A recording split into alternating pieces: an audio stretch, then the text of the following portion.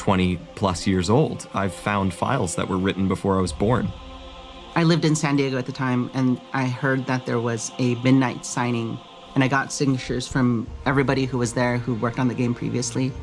And it's so good connecting with people who actually signed it for. And, you know, we get to share in like this experience of, oh, you know, like I was such a passionate fan, and, you know, you signed this, and now I get to work with you as a professional. The fuck, bro?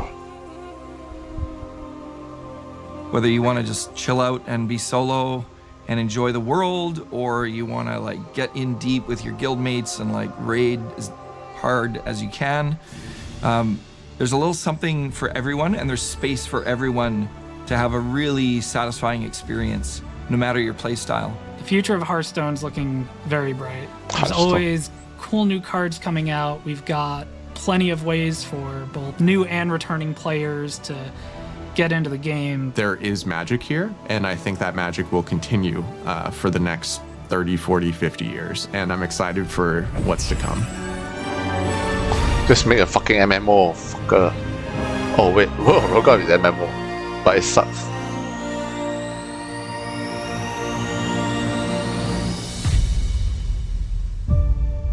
Wow, since Warcraft, man, this is Warcraft. Holy shit.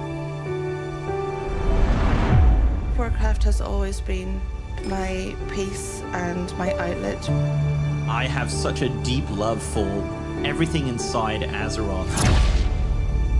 I thought, I'm gonna move on eventually, as if it was just any other game. And it wasn't. 30 years in the making. I was a very introverted person, I was lonely, and then I accidentally stumbled upon World of Warcraft. I even ended up in a guild, and in the guild I even made some friends.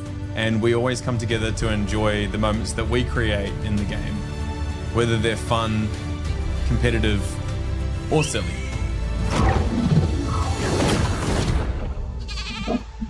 You sent me a whispering game going, my water just broke. And I said, oh my goodness, I guess we better go to hospital. And you said, nah, let's kill this dragon. And we did.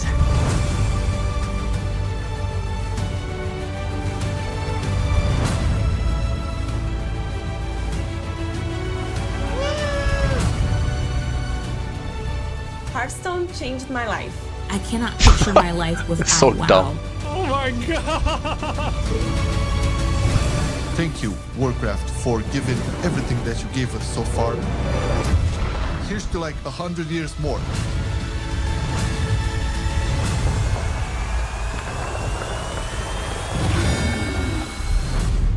When I say World of Warcraft saved my life, I really mean it. Warcraft saved his life. So fucking dumb. Warcraft is the way, bro. Not World of Warcraft, bro. Warcraft is the way. Warcraft is fun. World of Warcraft is not. Hi everyone. Welcome to the Warcraft 30th Anniversary Direct. I'm Holly Longdale, the executive producer for World of Warcraft. Alongside Hearthstone, Warcraft Rumble, and the Warcraft real-time strategy games, we are all honored to be here to celebrate some big milestones with you and talk about the future. Many of us began our Warcraft adventures as players before we became developers at Blizzard. No matter which game we work on, we all share a deep love for the Warcraft universe. Today, each of the Warcraft development teams will be sharing what's coming up. Some of it next year, some just a few weeks from now, and some will even be available today. So whether you've been traversing the plains of Azeroth with a view from above, or chilling in the Hearthstone Tavern, sorting out your minis for your Rumble machine, or pursuing Xal'atath in Khazalgar, thank you so much for taking the time to join us. Now, what better place to begin than with the games that started it all? Here's Brad Chan from the Warcraft RTS team. Jugali. Job's done. It's kind of funny how life ends up. I actually never thought about ever being a developer. When I was younger, I just wanted to play video games. Back in 2007, I was at a regional qualifier playing a game called Warcraft 3. After I qualified for the tournament, someone came up to me, gave me his card, and was like, hey, we're looking for experienced RTS players to join our design team. Naturally, I said I wasn't interested. I was gonna go to the Nationals, win that, go to the Worlds, win that, easy. Well, it was a good thing I kept that guy's card, because 16 years later, here I am, working on a game that remains so important to me and so many players around the world. Throughout my career, I've stuck to a few guiding principles. When something is broken, you fix it. When something is wrong, you make it right. And if things aren't good enough, you make them better. So without further ado, I'm here to announce patch 2.0 for Warcraft 3 Reforged. Available now, this patch overhauls the environments and lighting and revamps the user interface. In addition, we are up-resing all classic Warcraft 3 assets to HD. You can now customize the type of assets you want to play with and even mix and match if you like. We have also included a bunch of quality of life changes, such as in-game hotkey customization, a revamped ladder, and much, much more. We hope you enjoy this update, which will be available to everyone who owns Reforged. Now, I'm not just here to talk about Warcraft 3. We're also here celebrating 30 years of Warcraft. So not only will Reforged be receiving an update today, but we are also releasing fully remastered versions of Warcraft 2 and 1. So you can experience the story from the very beginning.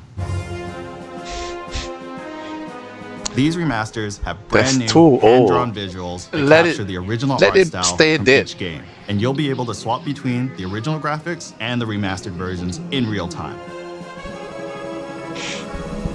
For Warcraft 1, we added modern controls such as right-click move, bandbox select, and a faster game speed. Both games have also received various UI and UX improvements such as tooltips and health bars, mission select screen, and an increased unit selection. So old, Warcraft man. 2 will still have multiplayer functionality, Those and are my all childhood. legacy custom maps will still be fully compatible and playable. This is my childhood. We are also bringing back the Warcraft Battle Chest, which will include Warcraft 1, 2, and 3. So here's to 30 years of Warcraft, and I can't think of a better way than reliving the story from the very beginning. Oh, did I mention? This is all available right now. The tides of darkness have come again. Nobody cares. What are you doing, my son? Succeeding you, Father. In truth, it was Hey, anti-mage. Dota. You must lead your people to their destiny. No Warcraft, no Dota, right? Wow, 1994. I played since 1995. The second one, I think. The first one I did not play. Holy shit, still look like shit. We're better that. Job's done. Aye, Captain. Work completed. Yeah, this is the greatest of all time. The second one. Holy shit. Now, we are one. One. Illuminati love one. Sure, bro. Graphical updates. What a big deal. No difference.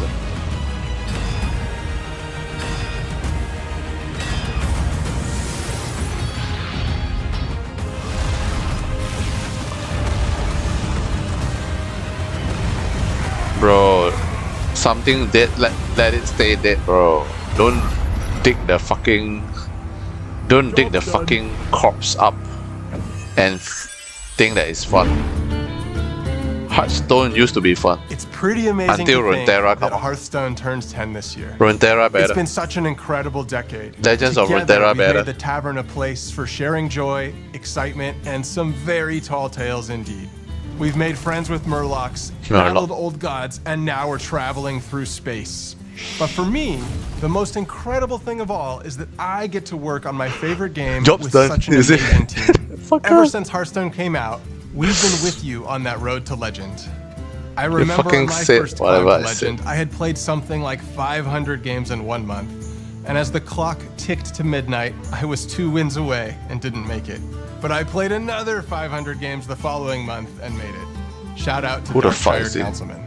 But those 1,000 games pale in comparison to the more than 160 billion games that we've all played over the last decade. And that's not counting Battlegrounds. Can you believe that it's been 5 years since the mode launched at BlizzCon?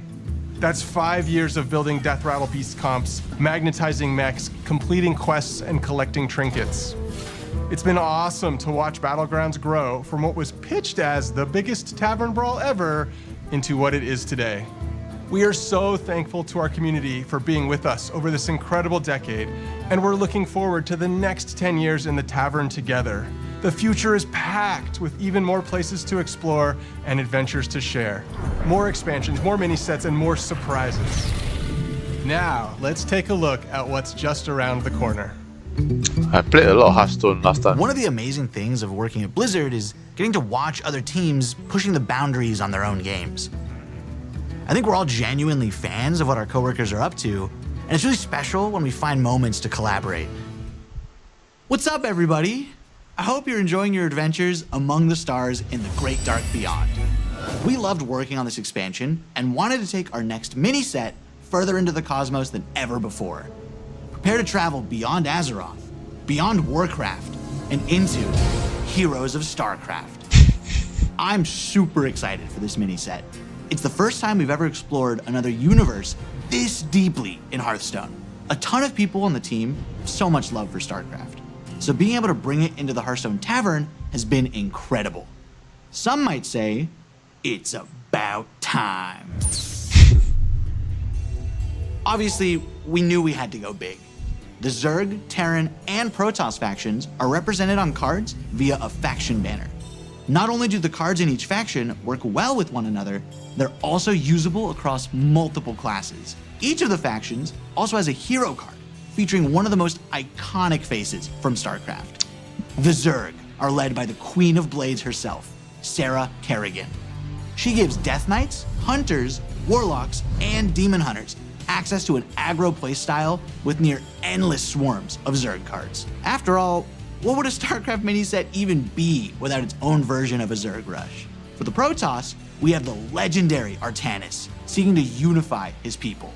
He grants his powers to druids, mages, priests, and rogues. He focuses on powerful, high mana cost units those days. And uses the psionic powers of the Protoss to make those cards cheaper. I played Finally, StarCraft, who else could we have to Warcraft lead the Terran back in besides those days, the man. iconic Jim Raynor? So actually, I'm Thanks to really him, a gamer. Warriors, paladins, and shamans will get a hold of the new Holy starships shit, we work this from the main logo. set. But these aren't your average starships. They're battle cruisers. When we first started working on this mini set, we went to the team and asked, what does this need to have in order to truly feel like StarCraft? We've made sure to represent as many units from StarCraft as possible. There's even one character from Warcraft that snuck their way into the set. Grunty, the Terran armored Murloc. On top of everything else, Heroes of StarCraft has more cards than any mini set we've done before. There's so much to explore here. So many strategies, so many interactions, and so much StarCraft nostalgia. And we might have some special music as well, just for the occasion. Heroes of StarCraft is coming in January 2025. But there's even more coming up for Hearthstone. We're making some big changes to Arena.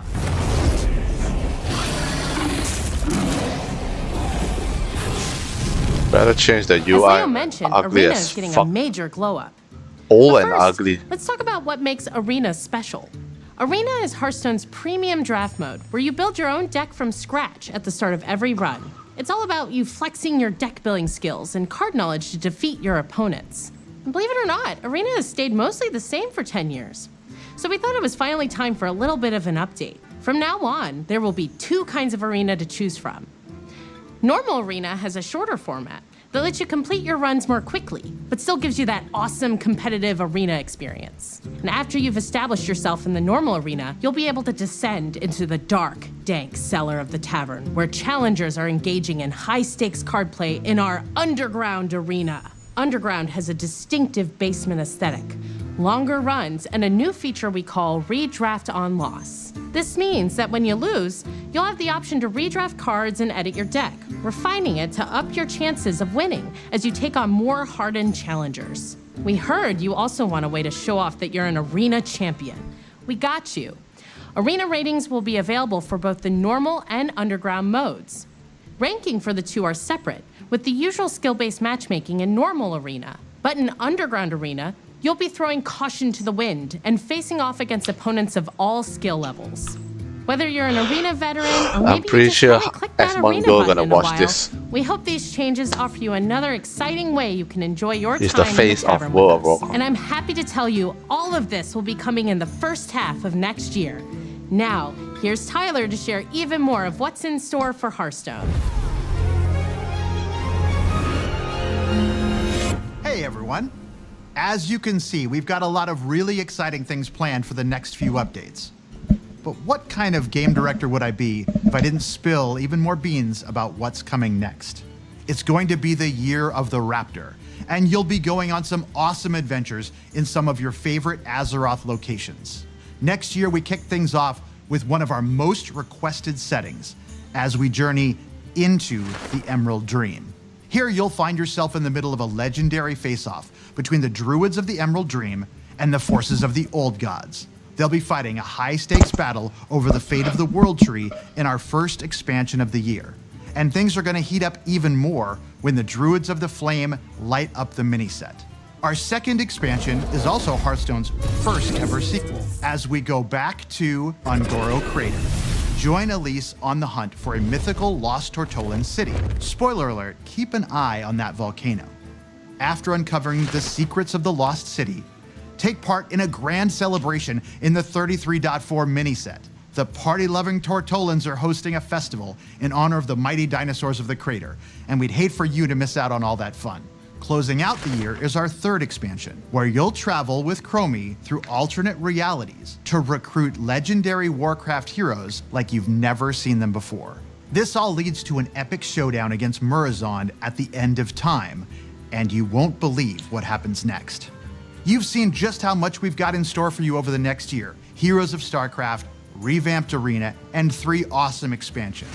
We're incredibly excited, and we hope you're incredibly excited. Thank you so much for being part of this incredible journey. 10 years in, and our adventures in the tavern together are only just beginning.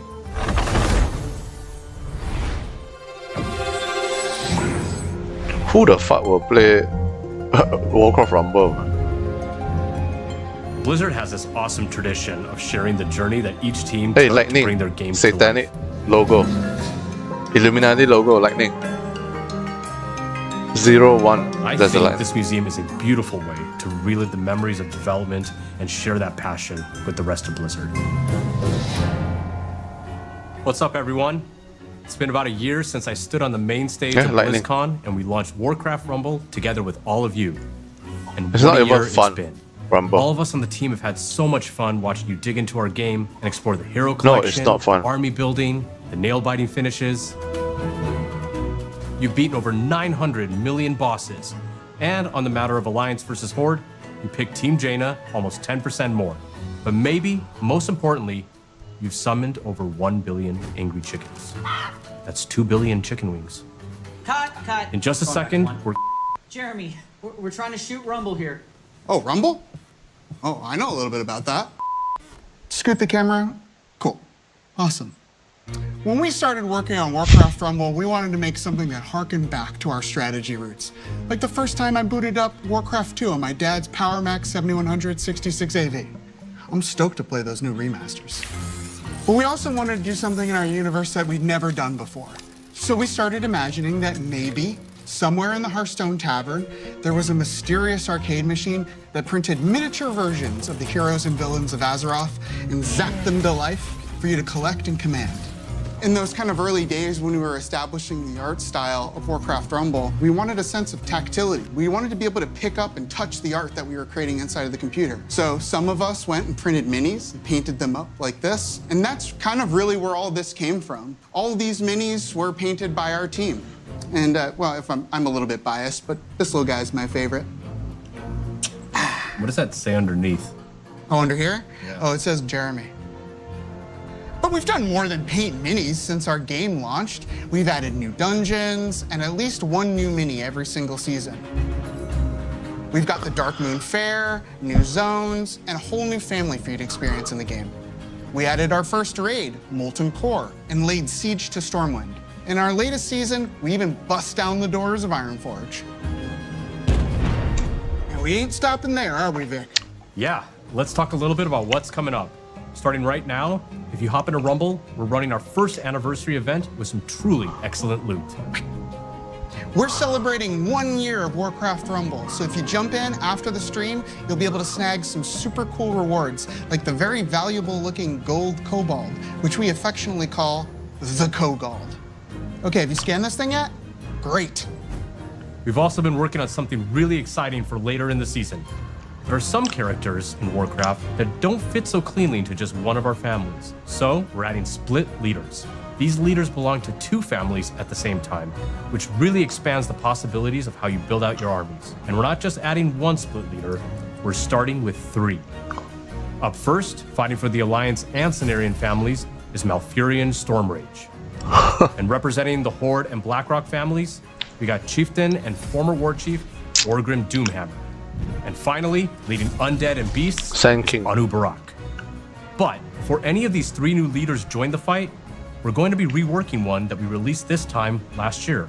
Sylvanas Windrunner is finally taking her rightful place among both the Horde and Undead. We've got an awesome season ahead of us and can't wait for you to check it out. We'll be right there with you. To our amazing fans, thank you for an incredible first year of Warcraft Rumble and for your unwavering support. Your passion fuels our creativity and truly drives us forward. But there was one more thing we wanted to talk about. Jeremy? Right? There was one more thing we wanted to talk about, right? Nope. That's all I had. See you later.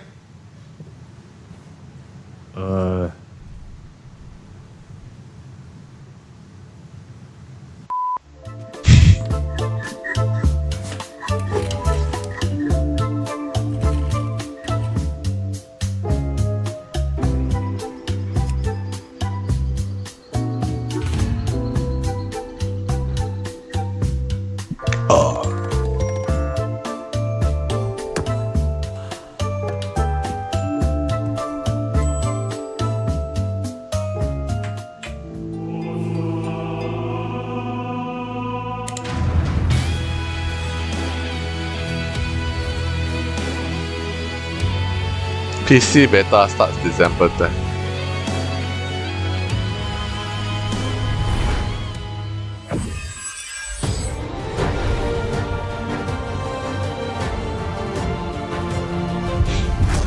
What is this? World of Warcraft? Never even touched World of Warcraft before. We are so excited that you're here to celebrate 20 years of World of Warcraft with us. When the game first came out in 2004, I remember Facebook had just launched. I'd been in the game industry for a handful of years when I picked up WoW, and I was in awe. Even when I was running about and exploring on my Night Elf Hunter, I made friends who would group with me and tackle just about anything, including helping me save 40 gold for my first mount. I loved it. I still do, just like many of you. And as most of you know, the game saw absolutely explosive growth in the early years and brought multiplayer gaming to the mainstream. That in turn created countless friendships, camaraderie, and escape for people every day. It still does 20 years later.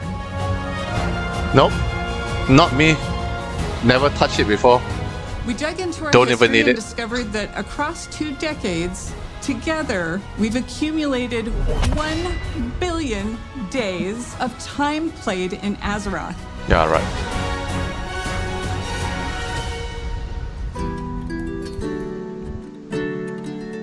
So many of you have joined us over the years. Some of you have met partners in the world and gotten married. Some of you have even named your kids and pets after characters and locations in the game. Veterans from all over the world.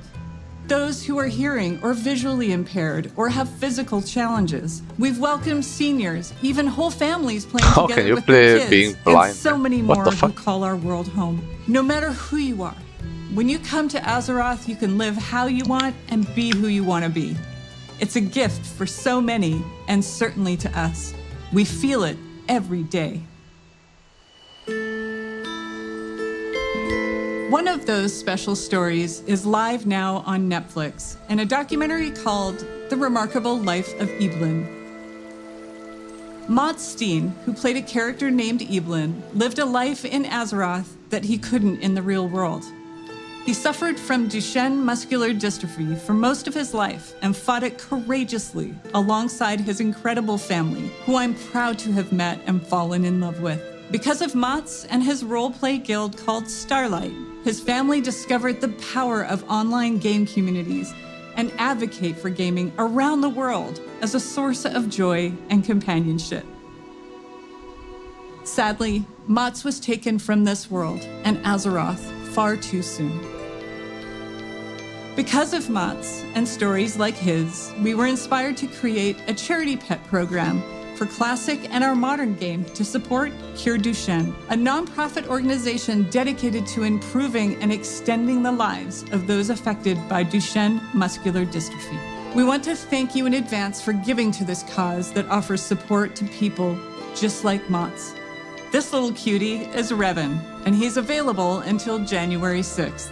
He was inspired by the detective agency Mats created for his busy role-play life in Azeroth.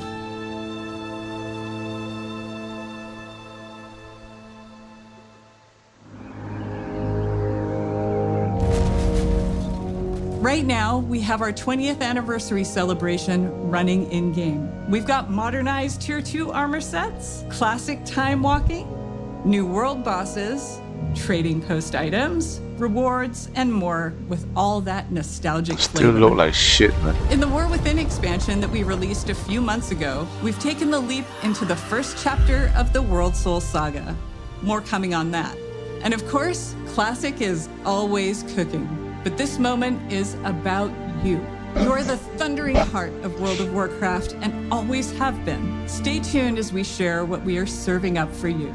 And thanks for making Azeroth a place you call home.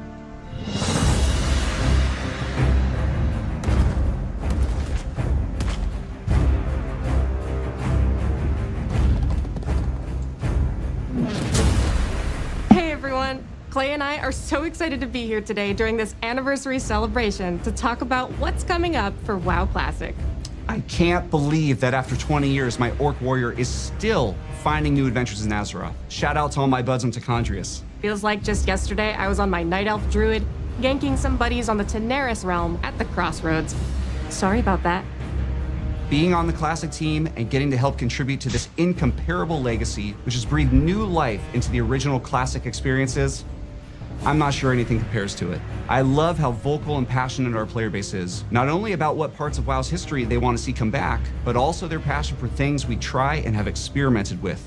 Speaking of us taking some pretty big swings, in Season of Discovery, we've loved watching you use your new class abilities, take on our all-new level-up raids, find secrets, and team up to defeat Ragnaros and Nefarian. We're looking forward to the AQ war effort unlocking very, very soon here, which will lead right into the launch of the Encourage raid.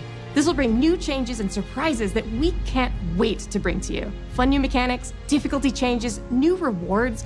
You know us well enough by now to know exactly how we'll mix it up as you wager your sanity for ancient Kiraji riches. Beyond that, for Season of Discovery, we have one more phase to come. We previously announced we will progress through all the phases of the original Classic era. So get ready not only for Naxxramas, but new instance content featuring the Scarlet Crusade, as well as adventures in Deadwind Pass. Now to Cataclysm Classic, where we recently launched the legendary Firelands. You've undertaken difficult challenges, besting Ragnaros and his feet, and are hopefully a few steps closer to getting your very own Dragon Wrath staff. We're looking forward to bringing you the final phase of Cataclysm Classic when our Hour of Twilight patch and Dragon Soul raid launch early next year. I know you Classic players out there must be curious where we're going next. But let's be honest, you know where we're going next.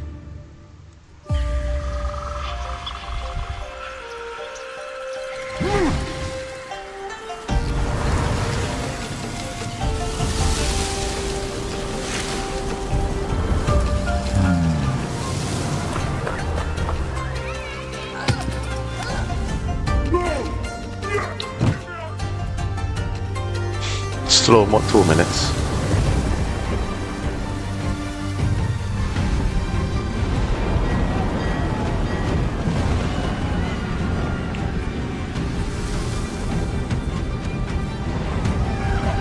China.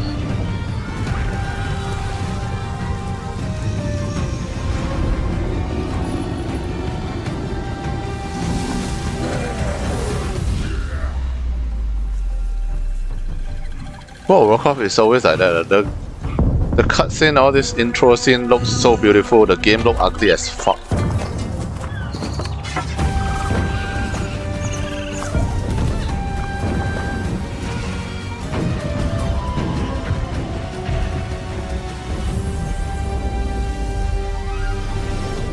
Mists of Pandaria.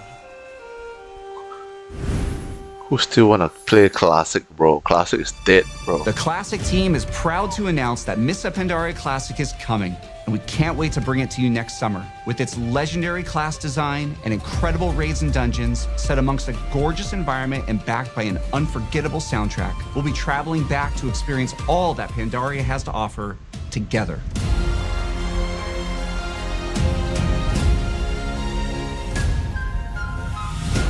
Mists of Pandaria Classic is super exciting for all of us, as well as Season of Discovery, and we love that we'll continue to be on that journey with you. But we know, we spent some time on the internet, and we've heard some of you out there, you want something new, fresh. Which is why we are so pleased to announce that we are bringing you the Classic experience. Classic again. All new Fresh Realms with the WoW Classic 20th Anniversary Edition. And it's happening soon. How soon, Clay? Actually soon. These realms will be going live next week on November 21st, but you won't have to rush to level 60. Classic is all about the journey after all. As we've made a change, and our first raid, Molten Core, won't unlock for a few weeks after launch. We'll be launching realms of all flavors, PvP, normal PvE, and for the very first time, Hardcore, which will progress through the phases in lockstep with the other two. This means a fresh start for everyone at the same time, together, on a level playing field with fresh economies on very large realms. If you missed out on jumping into WoW Classic's initial launch in 2019, this is the perfect time to join our community. These servers will also launch with some of the quality of life features that came later on, like the Chronogoon Displacer to save your world buffs, and the improved PvP honor ranking system. Look them ugly. Yes, we're also pleased to announce that these realms will progress to the Burning Crusade Classic.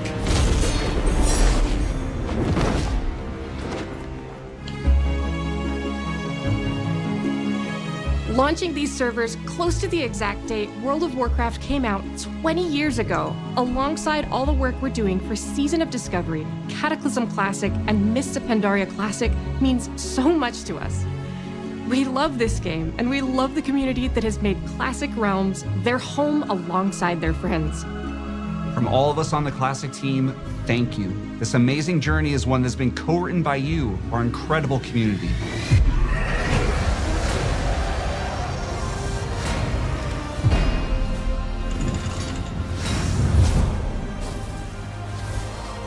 What is that? Hi everyone, we're in the middle of such an incredible moment for World of Warcraft.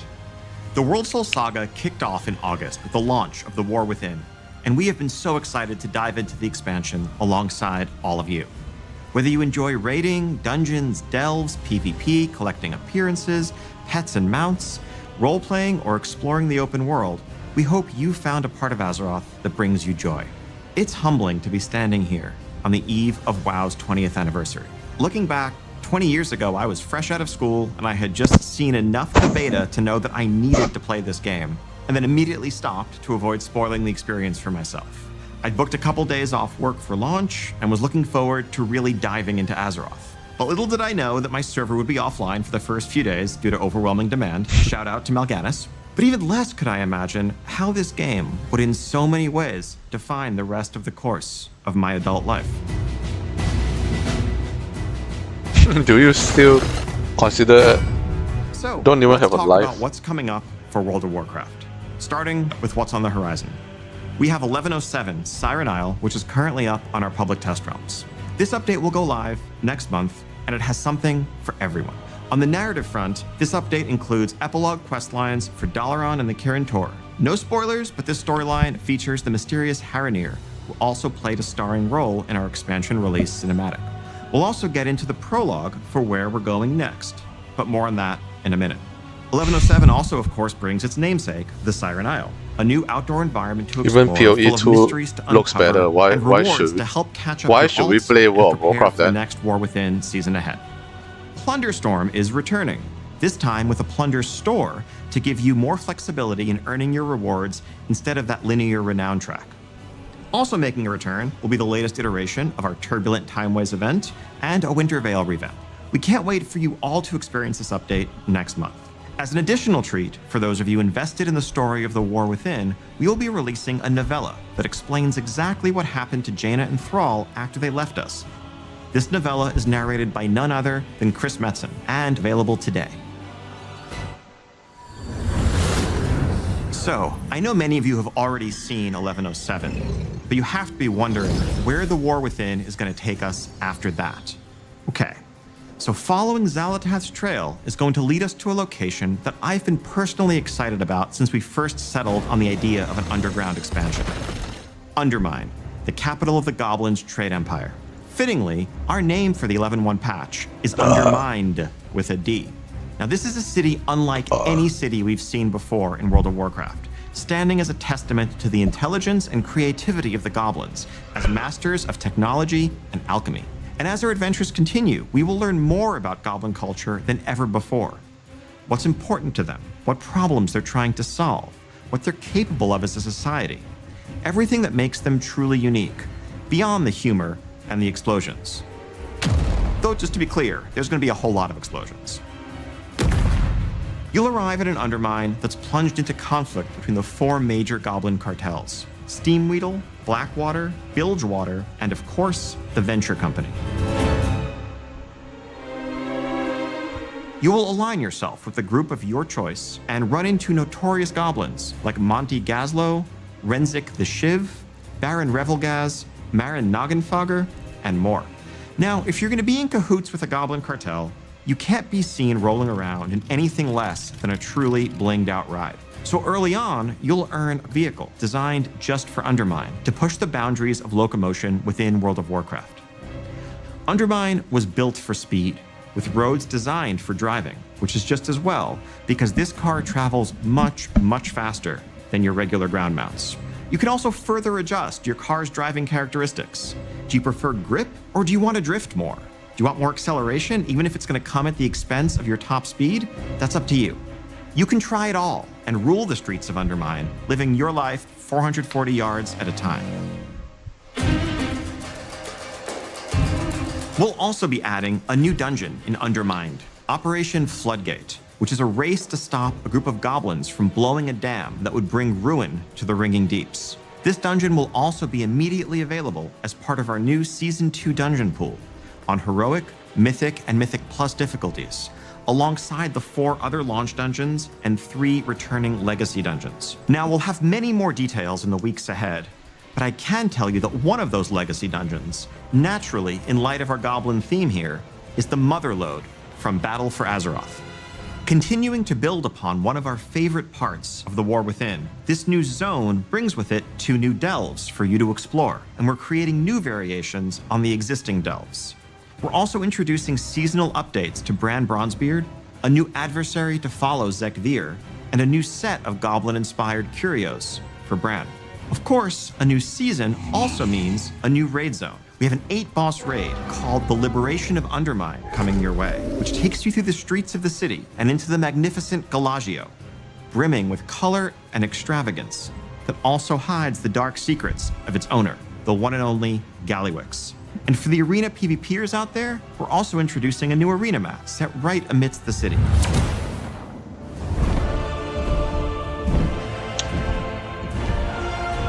Now, some of you may be wondering how Xal'atath fits into all of this, and how goblin politics relate to the fate of our world soul. But rest assured, Undermine plays a vital role as a continuation, a next chapter in the many stories that are unfolding in the War Within. We will have a lot more to share on that front in the months ahead.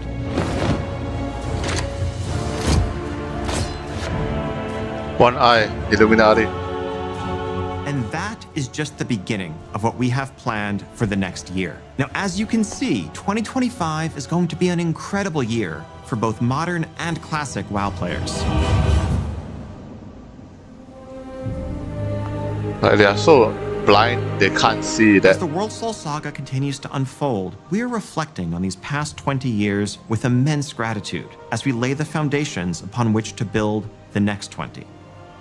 On behalf of the entire World of Warcraft team, thank you so much for being the heart of the history of Azeroth. Whether you've just joined our community, been with us for the last 2 decades, or somewhere in between, thank you for making Azeroth your home. And speaking of home, the team does have one more thing to share with you. Housing. Like every other fucking game.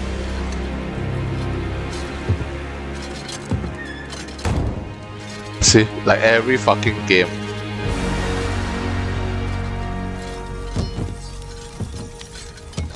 Because they want to brainwash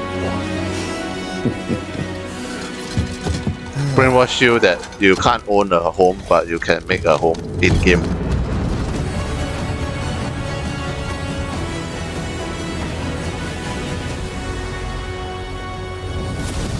Housing like every other fucking game, bro.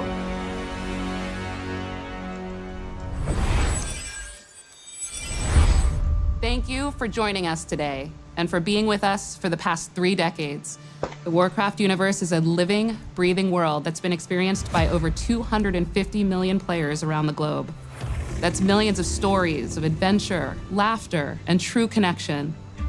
And as the years have passed and our communities have grown and evolved, the statue behind us reminds us all how important Warcraft is and continues to be. It serves as a reminder of our shared passion for building Azeroth together. And it's you who truly bring Warcraft to life, our players, and the communities you are a part of. Thank you for being the lifeblood of this world that means so much to all of us.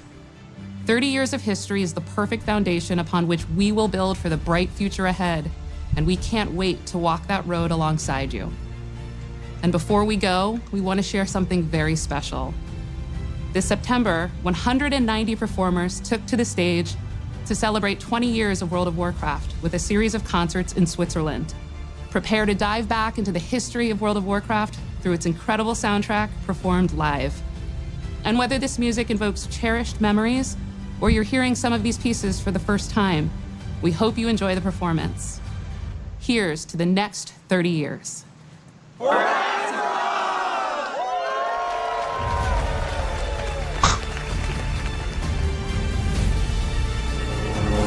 Oops. Rumble.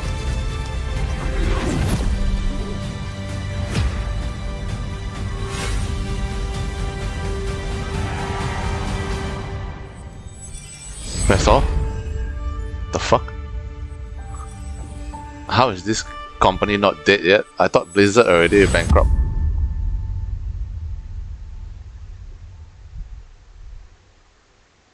Tariff land better. How is this company not dead yet?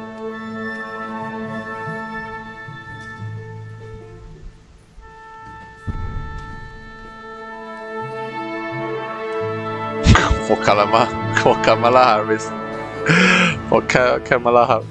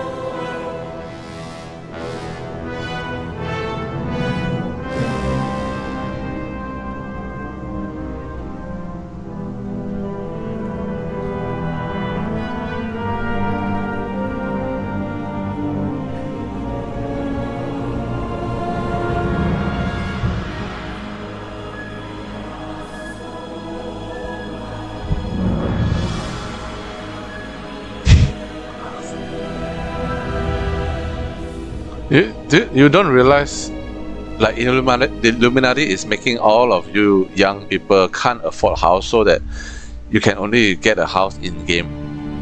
That is one of the brainwash coming right up.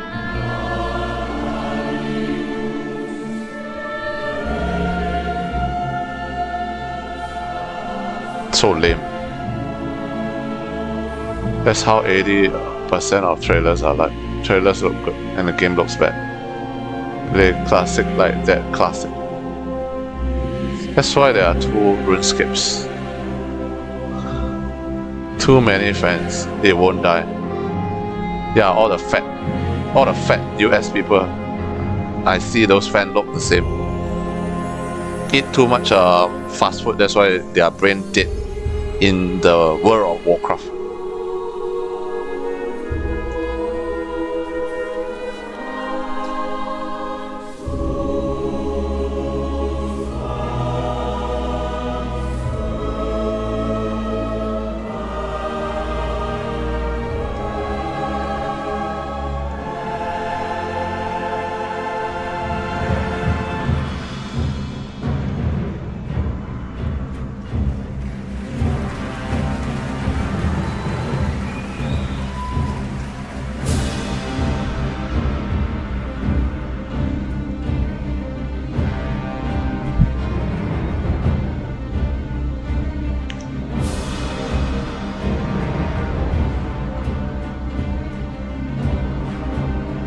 How can a game survive for 20 years and have 0 improvement on their fucking graphic yet?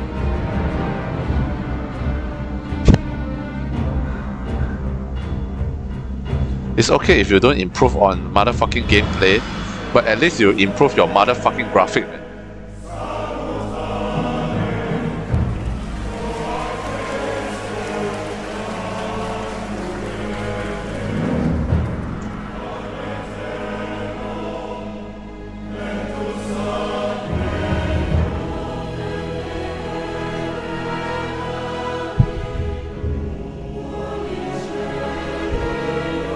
For your mom.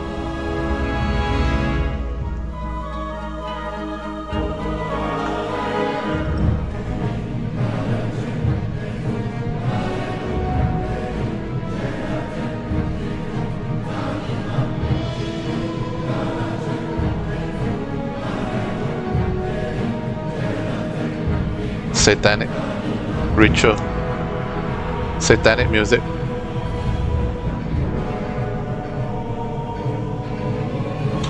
See, this is the brainwash people. Keep on typing the same shit. This is how the society is right now, man. GG RIP.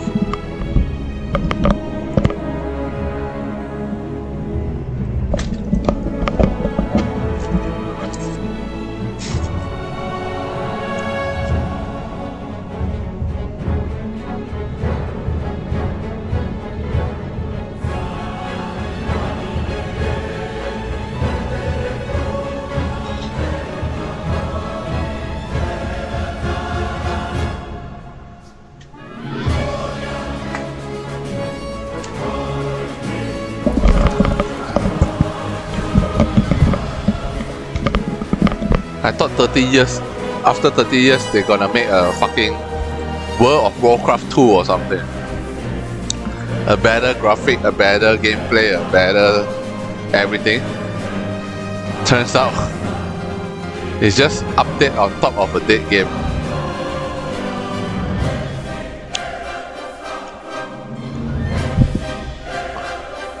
I think he's watching live. Is it? He's not even watching. RIP.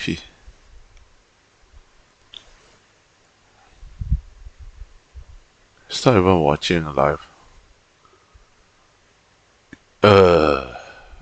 So any other games to play? I got 4 people.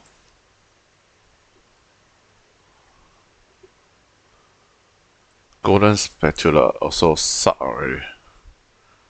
Riot Games also is similar to Blizzard. Like, if they don't make the Riot MMO quickly, they're gonna die like Blizzard.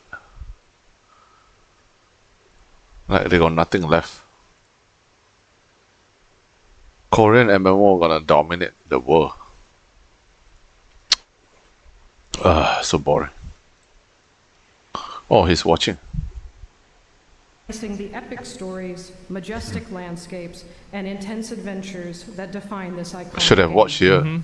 These compositions have become a beloved I wanna soundtrack hear what to you the have to say. adventures and battles faced by countless heroes. As you listen tonight, allow yourself to be transported through time and space as we explore some of the most memorable and powerful pieces from each expansion. Thank you all for joining us, and enjoy the performance. That's nice. Huh? This one delayed telecast.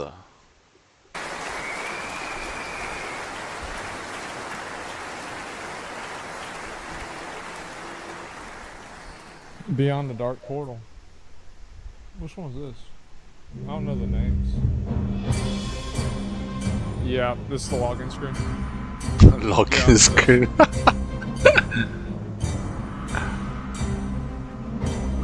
Oh.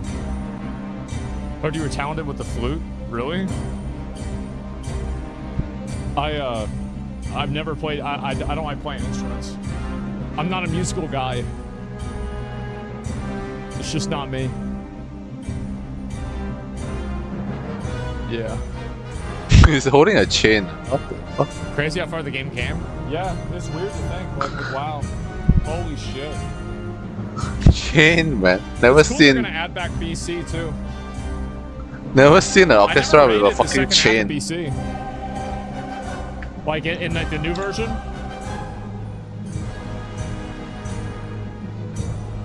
Is it too late to start playing WoW? Yeah, you're 20 years late, man.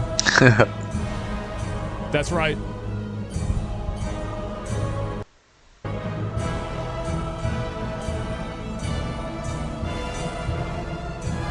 Them should have You started gonna play watching a PvP server this time? from here. I don't know what I'm gonna do. I want to hear what you have to say about the Like, updates. I mean, I'm probably not gonna play the Fresh Realms, right? Until they do like a new sod. Like, I mean, I already played Classic WoW like 10 times, right? So I know what to expect from that.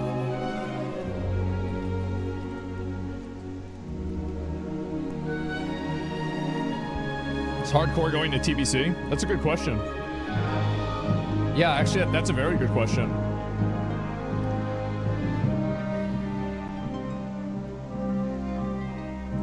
I lost my character, gonna start again? Oh boy. You'll be done with it in a month? Yeah, because I'll beat everything. What am I gonna do? Just like do the same raid every week? Come on. Come on, bro. I beat it and I'm gone. I'm done. Did Blizzard abandon StarCraft? Yeah. Yeah, they did. They can now sell furniture for the store and player housing? Yeah, exactly.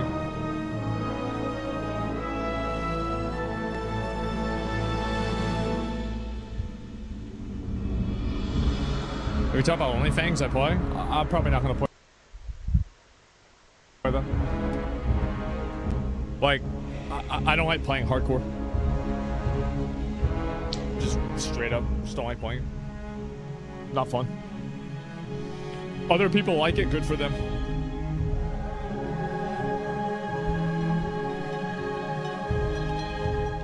December was when I beat I finished? Yeah, exactly. Biggest L today? Skill issue? I mean, sure. You say, I mean, I'm bad or whatever, like, I just don't want to play. Yeah, yeah, I just don't want to. Hardcore stressful? Yeah, it's stressful. Well, I don't want to be stressed out. Watching hundreds of hours of my life, playing a game in the least one way possible, died with DC? Yeah, exactly. It's crazy.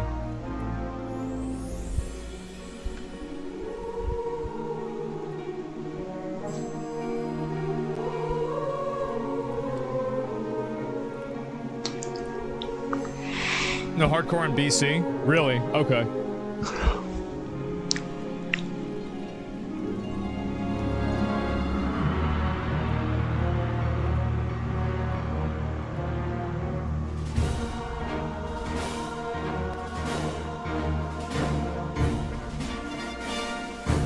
Hardcore is definitely stressing. Yeah, it is. Yeah, I'll listen to the rest of this. Then I want to go and look at some other stuff too. Not getting Classic Plus actually depressing? No, it's not.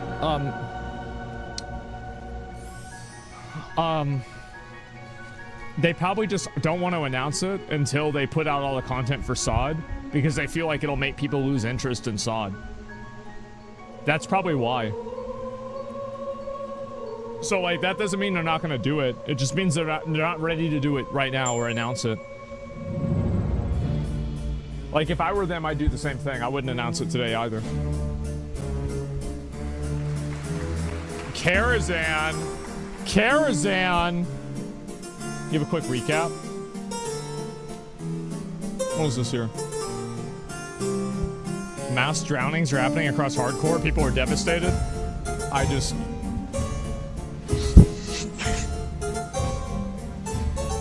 Man. The Dance Macabre? That's another raid, bro. Boomer game. Yeah, that's from Castle Nathria.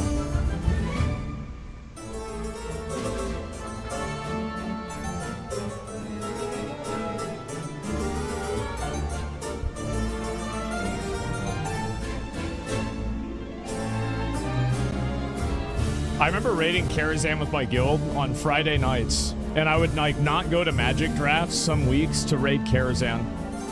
I remember this very well. Karazhan was so theatric. Yeah, it was great, man.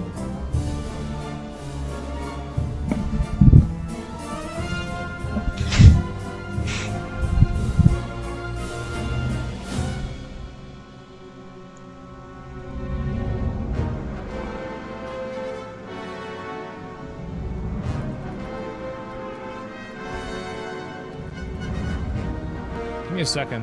Are there drops that you can get from the WoW section? That's what people were saying. Is that true? I don't even know. Yeah? Okay. I'll put us in that section. I think that I get automatically signed up for it, so it should be fine. Do you still play Magic? No, I haven't played Magic in years. Yeah. GDKP is banned on new servers? Wow.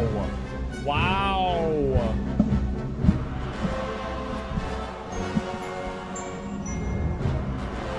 This guy still drinking Coke after learning so much about Illuminati. Surely no one will do it. Nobody will ever do it. It's done.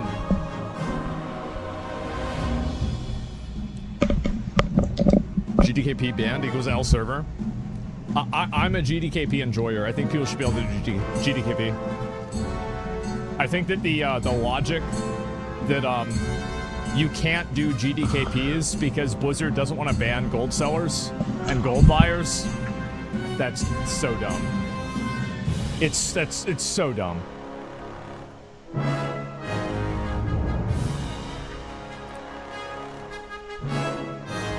That didn't work? Oh.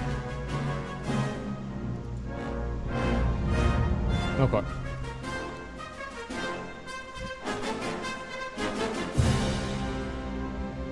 Imagine they added in-game loot council tool, made it like an official form of distribution, like a voting system. That'd be cool.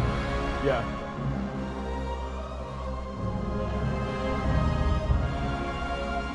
Can you explain what GDKP is? You just buy things like, instead of like rolling for items, you bid for them, and then the gold's like split between everybody at the end. Like, I actually think GDKP is a great way of raiding. Okay, let me see this.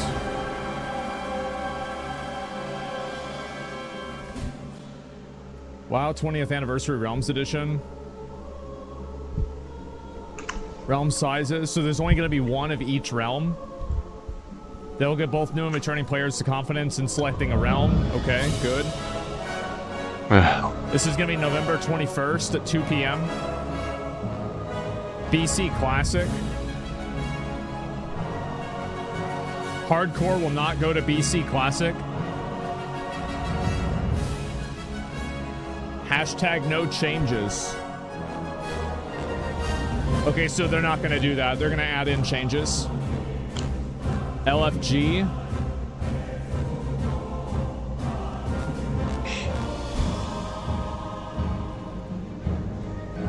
So there's going to be an LFG tool in Classic. That's probably a good idea. Yeah, same as they have in like retail, as long as it's not like matchmaking. Hardcore rules. Molten Core unlocks a new normal and PvP realms, unlock on hardcore realms. Expect all outs to remain the same. Paladins will not be able to bubble hearth. Big surprise. SSF. Still a lot of people. Okay, so the raids are delayed. Character transfers. Only 300k. Okay, you can't transfer there. Enforce faction balance. You know, you could easily assume that. 10,000 years. Remember that? Yeah. How come? I thought he got banned from Twitch. Damn. It's not even showing. Damn. Prevent people from abuse unlocking a Q event? Yeah, true. They have to. GDKP. We will not allow gold dragon kill point in anniversary realms. Recognize people that be benefit. Concerns around GDKP and social structures are part of the spirit of the game. Yeah, my opinion is that I'm very pro GDKP, but you know they're gonna do what they're gonna do. Classic Fresh is boring. Well, they're adding SOD stuff too, right? And so that's like some new stuff. I mean, I'm not really gonna play like the Fresh. Isn't it disappointing to just keep releasing Classic of every expansion? It's like kicking a can. I don't know. Like, if people play it, then it's not. Everyone asking him to shut up. Like WoW players like playing WoW, and so just give them more stuff to do, and they'll be happy.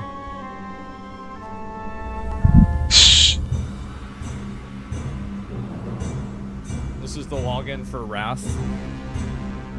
I remember this.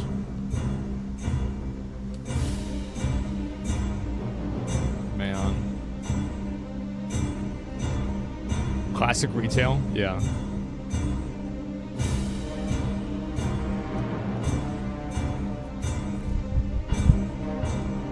I wonder why I never play WoW.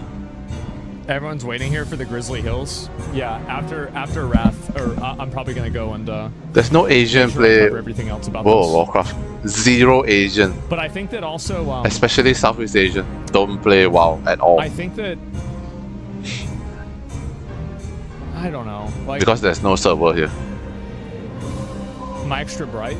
Maybe I am. Can you explain player housing? No, Blizzard didn't explain it. How am I supposed to know about it? I have no idea. What's OneTap doing there? Yeah. Play Classic once more. I will play Classic if they add in permanent servers. There's like something about like playing a game where I know it's gonna get like rolled over. It's like demotivating for me personally. That's at least how I feel about it.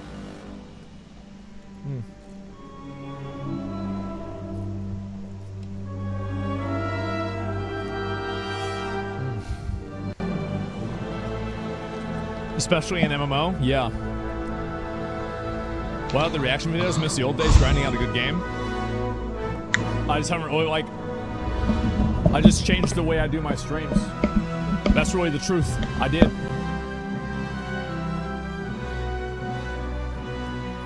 Current Classic era is permanent. You're not playing it? Well, yeah, because I beat it. I beat Nax. Yeah, what do you mean? Yeah, I'm done. Let me see what the other stuff is. Any more news? So this is the roadmap.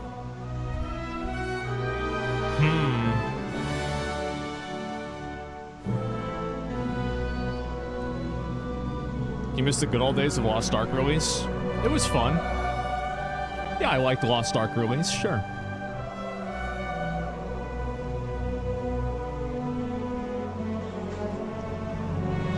You're gonna play Wuthering Waves again? Maybe, I don't know. Wuthering Wave. Dead like Beyond fuck. this dog shit news, no WoW changes that pull players back or make them excited. The thing that made me the most excited was the WoW like battle chest thing. Like that made me more excited than like anything else. Because I want to play Warcraft 2 again. You should go for Grand Marshal in the new PvP system. Why? No. No.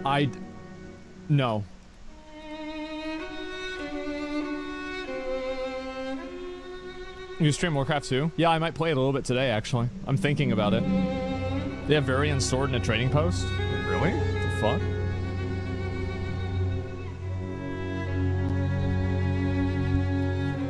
Scarlet Crusade instance is hype? Yeah, it is. I agree.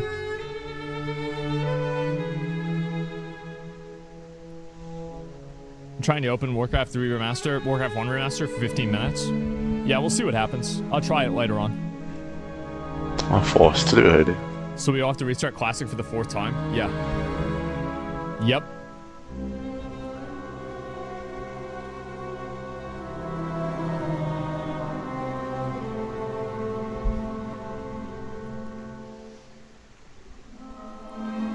The kids love doing stuff over? Yeah. I'm gonna play Mop Classic when it comes out.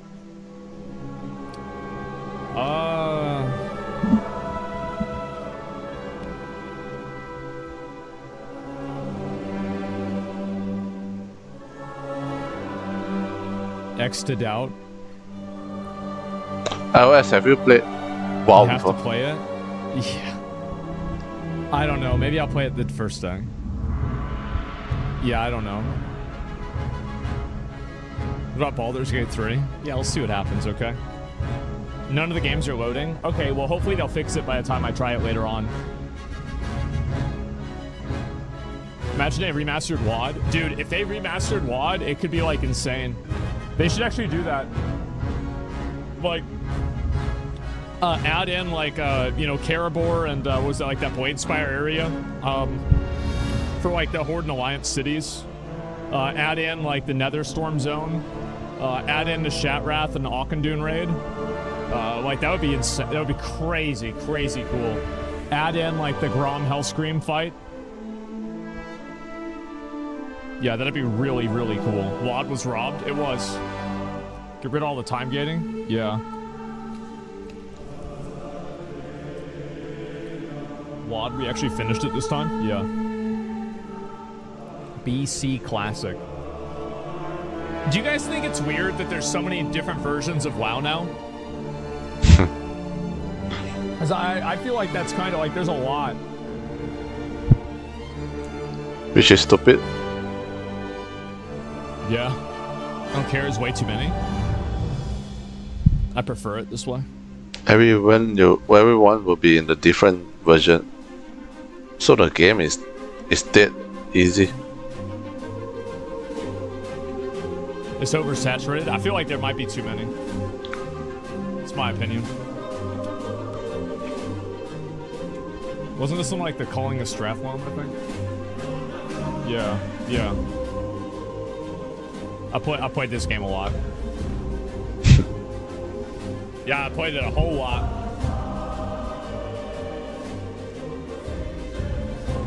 Ought to be looked at with better light, with better pacing. Maybe. I mean, it could be looked at way better if they did a lot of different things, right? I mean, let's be real. No drama today? Oh yeah, no, of course we're gonna look at that shit. But like this event happened, so I wanted to watch this first. Yeah. Aren't you a classic WoW Andy? I don't know. I mean,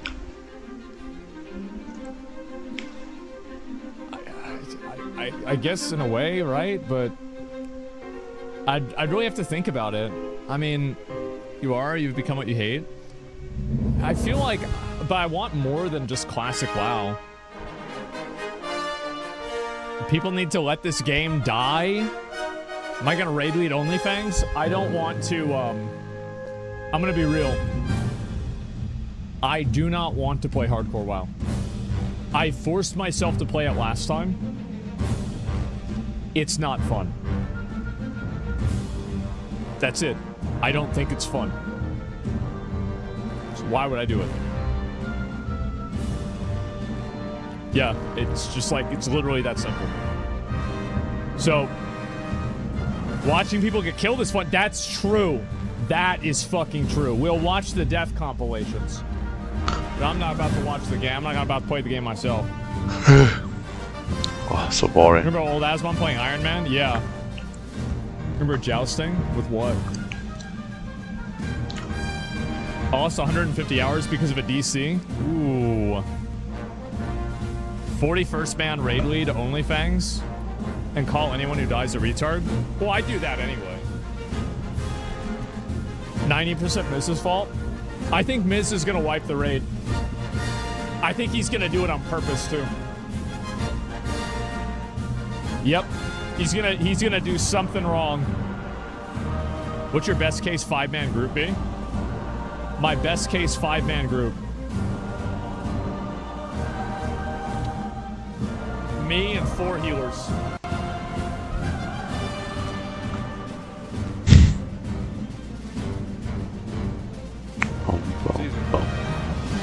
Yep. Simple. Obviously, I mean, what do you expect? Yeah. Definitely still be Miz's fault, all of it? Yeah, exactly. When's the new Burning Crusade? 2026, that's what they said. Not even McConnell Paladin? Well, he can heal. Yeah, it'd be fine. Does this make you want to raid again? Would love to see you top meters again? No. No, I don't give a fuck. I'm gonna be honest, I don't. Okay, I see ya. cannot even pretend to give a fuck. You know what really broke me? Old War. That, bro, that put me in the dirt. Like, I was just like, I had like a fucking, a midlife crisis playing Old War. No, Griffin, I think, will there be a day where you stop talking about covering WoW like ever? I don't know, maybe. Like, I don't know, like, why would I try to say what's gonna happen in the future with, like, I don't know. Yeah, I have no idea. Not the 7-hour gruel? Yeah, but that was good content. Like, that's like me playing the Ant game, effectively, right? Because, like, I'm really making content there. It's not really about the game. But I feel like the problem... Ooh, Old War. I remember I would do the jousting on this. I remember my mom sucked so fucking bad at this. I had to go on her character every day and do the jousting daily for her. Because she's so garbage. Oh my god. She never figured that shit out. She was so bad. His mom play WoW. Old War's goated? Yeah. She did her best. Yeah, she did. Yeah, she did. Really got rid of the stacks? I know, like, it's... But she didn't figure it out. Did you see what, a Shroud tweet? Let me see. What did he say? Damn. Ooh. Nice. I think I have one of those in my in my room.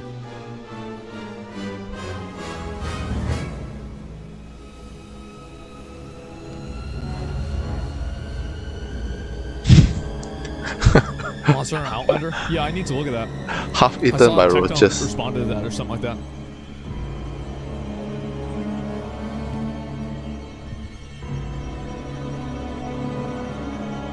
Shroud Realm swapped his entire guild on a server I was in. Everyone went insane. I don't know. We should make a 20 years of Monster Hunter.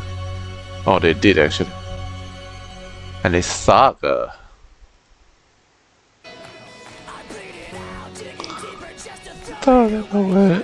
eu explico qual que era a minha estratégia. I'll take a dip and just to throw it away, just to throw it away, just to throw it away. I bleed it out, just to throw it away. just to throw it away. No, shit. Tava te dar força, desculpa se entende mal. Eu entendi mal, cara. Porque tu não veio aqui a live toda, né? Não falou comigo no WhatsApp desde ontem. Aí a gente tá jogando um contra o outro. Aí no meio da partida você manda, tipo, tem jogo ainda? Tipo, eu todo concentrado aqui. Eu não achei legal, sei lá. Sendo bem sincero contigo, achei bem pau no cu, assim. Mas, se não for por mal, tudo bem.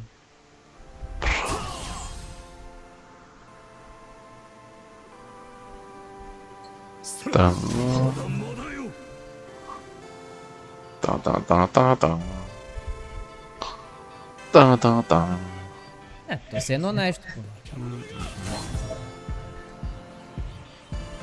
Tipo assim, tô vendo o chat, tô ganhando de você, ainda vou escrever, tá ligado?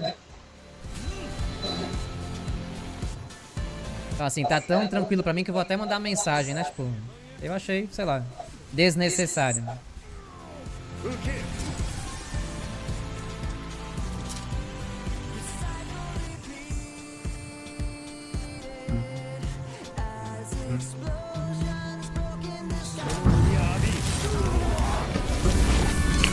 What is a rival?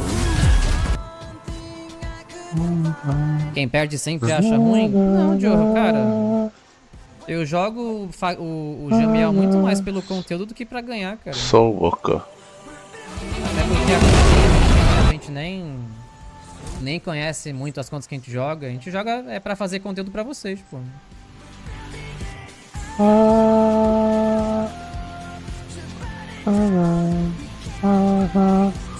Não tem muito a ver com ganhar ou perder, não.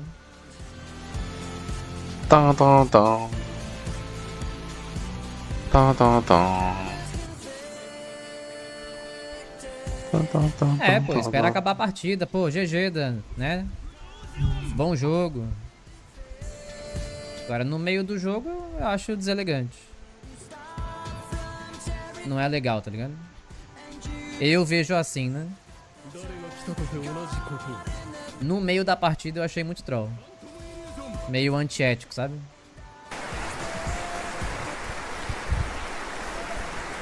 Killer.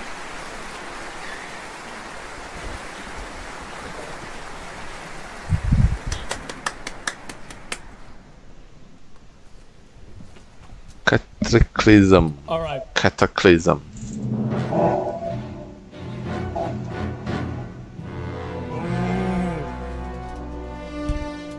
Cataclysm. Let me turn it down a little bit. I'm gonna talk about some other shit. What's up, bro? Is the composer of the old Blizzard music? Weird they didn't mention him. Yeah, I don't know what happened with that guy. I have no idea. But yeah, this is really cool. It's badass. Put the stream on 5%? Yeah, I will. That's my plan. But anyway, I'll talk about some more of this shit, right?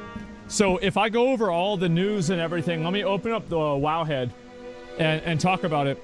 Now, what would I rate the game? Or like the trailer? Let me check my bingo. Okay. So what do we get? Well, we did have women on the screen. We did have a mobile thing because they put the mobile game in there. Classic Fresh Hardcore, this obviously happened. TBC re-release happened. Something stupid to waste money on. They did like a charity pet. I don't really think that's stupid. New game mode. Did they do a new game mode? Yeah, they did. The racing thing, player housing, yes. Thunderstorm update. He just fought a dead guy. Classic. He just insulted a dead guy. Get a bingo. Ooh. Warcraft 2 remastered. Yeah, where did I say that? Yeah, there it is. Oh, bro, almost. So close. Oh. Graphics update? I feel like they didn't really do a graphics update to WoW. I mean, like, we're really talking about graphics update for WoW, right? I mean, like, let's be honest. And so, is it another goes to Steam. That's not really, it doesn't really count. I don't think it counts. Karazhan Crypts? Oh, true. I didn't even notice that. Okay, let's see. I think that should be everything. Classic plus? Oh, that's a good idea. Saw Dead When Passed? Yeah, I did that. Karazhan Crypts. Pronoun options? Yeah, I thought that'd be funny, right? But no, it didn't happen. WoW X StarCraft? Nah, I'm not seeing it. Yeah, I don't think so. I think this is pretty much about it. This is where we got so far. So anyway, I'll look at some of the other changes, okay? So, Mists of Pandaria Classic. As I said, I mean, like, I feel like Classic WoW ended after Wrath. Although it was fun to play Cataclysm and level up, even though everybody... Like, I just... See, here's the reason why I don't want to raid. But I feel like raiding's where you get all the good gear. And so it's like, I want to raid, but I don't want to raid with people that are dumb. And so... But I also don't want to raid on a schedule. So it's like, I'm like... I think... I'm the unreasonable one, but, like, I know that I won't have a good time playing the game, right? So it's like, I don't want to lock in for, like, a time slot, right? What is this here? Novella series. This is cool. World of Warcraft roadmap revealed. So they're going to announce the new expansion at the end of the summer of, like, next year.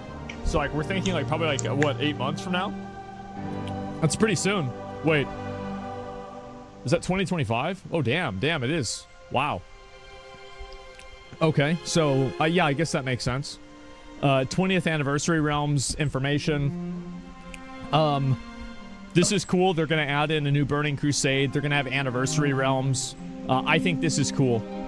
If I play one of the new realms, I'm sorry to say I'm just going to play on the PvE realm. I'm never doing a PvP server ever again. But, you know, we'll see what happens. I don't know if I'm going to do that or not. So, yeah. Yep, exactly. Same. Yeah, it's just, I don't want to waste my time. Like, the griefing and stuff like that, and, like, as a streamer, it's just too much. I don't want to deal with it. The player housing coming to WoW. This is really cool. Blizzard is adding this into the game because they can sell furniture for the houses on the store. Home Sweet Home, this is $4.99, okay? You guys see where this is coming from? The Diash's Alpha break you? No, I just, Bingo. I lost interest in it after Classic WoW, like in 2019. And I only got pressured into doing it in the past, but, like, I just have no interest in doing it anymore. It's just not fun for me. I don't enjoy it. No, it took 20 years? Yeah, exactly. Wasn't it Varian? No, there's no way it was Varian, because you would have seen his hair, like, on both sides of his face, right? So it was not Varian. It's just somebody, like a human that looked like Varian. Also, Varian's never worn tier 2. Like, Varian has, like, a very unique set of armor that, like, they kind of added a recolor for it, like, onto the trading post. But otherwise, you know, he has a unique set of armor. Was it Blood Elf? Oh, was it? Maybe, yeah. But it wasn't Varian either way. So having things like this is really cool. Like, where they have, basically... Well, I mean, this is like, where's this from? This is from Valheim, right? It's obviously from Valheim. And other games have done it too, but, like, Valheim's the one that I remember. This is really cool that they do this. And I think that they should have, like, they should build this out a lot more.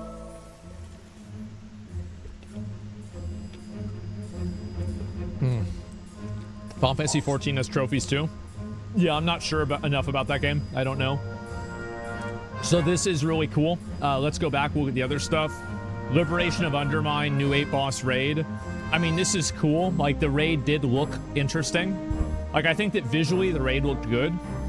Personally, like, I mean, do I really give a shit about, like, a new WoW raid? Not really, because I'm not really raiding anymore. But, I mean, I think that they definitely, like, this passes the vibe check, right? For, like, what I would expect like, a Goblin City to be. So, yeah, this is cool. Robo Monkey, yeah, exactly. Fresh Classic servers, Burning Crusade, we talked about that. Fresh Classic progression, normal PvE, and hardcore. It's coming on November 21st. I mean, to me, like, as I said, I just, you know, I'm not really going to deal with a whole lot of that. But, you know, maybe I'll log on the first day and, like, be annoying. But otherwise, you know, don't really have a lot of care for that. Let's see here. Season of Discovery, Phase 7. So, we're probably going to start playing Season of Discovery again, because this is what I have been looking forward to for a really long time, is them adding new content at 60. I will probably get to 60 and play that a bit more, just because it'll be fun. And so, yes, 7. Phase 7.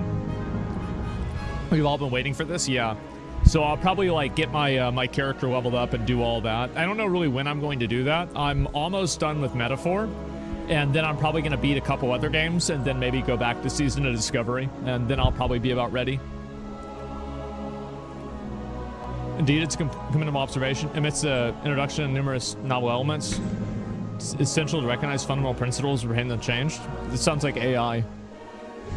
Did you see they're fixing Warcraft 3 Reforged? Yeah, we're gonna get to that. Just give me a minute. So this is also like a really cool little thing here, is that Warcraft Rumble is coming to the PC. I think this is awesome. This is really, really cool. Is there any more announcements coming on the stream? I don't think so, no. And so, yeah, this is great. I will probably play this when it comes out just to see what it's like, because like I don't want to play. The only game I play on my phone is Twitter, right? Like other than that, I don't even really do that. Like I hardly ever even tweet. Like every once in a while, like the only thing I really use Twitter for is to find things to talk about on stream. Like otherwise, I don't really use a lot of social media in general, honestly, right? So Warcraft 2 and 3. So this is, in my opinion, the coolest update, which I was kind of surprised they led with this, because I feel like this is such a big deal. They're basically adding back, remember the old WoW battle chest where you would get like, you know, vanilla WoW, BC, and like Wrath? Well, they're adding in, or like, you know, they had Diablo 2, like where you get Diablo 2 and like Order of Destruction, remember the big box at like Target or like Circuit City? They're adding another one of those. And Warcraft 2 and 1 remastered. I'm going to buy this. I'm going to buy this today. I'm probably going to play it later on today. I'm going to play Warcraft 2. That was the game I grew up with. I remember in like, you know, like 3rd or 4th grade, you know, I had to do like some assignment, and it was like, what are your goals in life? And I said like beat Warcraft 2. So, yeah, this was my fucking game, man. I'm going to consume. Yeah, I'm excited. I am. Like, this is, it's an old game I was always really positive about. And the meat wagon is coming back. Okay, that's kind of cool, I guess. I've seen this before. And this is the battle chest here. But did you? I did. And they also... Yep. Fucking exactly.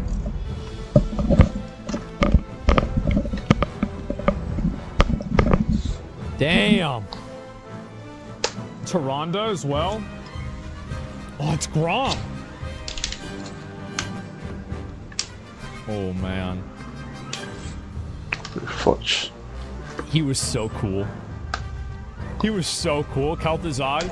Oh, this was from the box art from Warcraft 3. I remember that.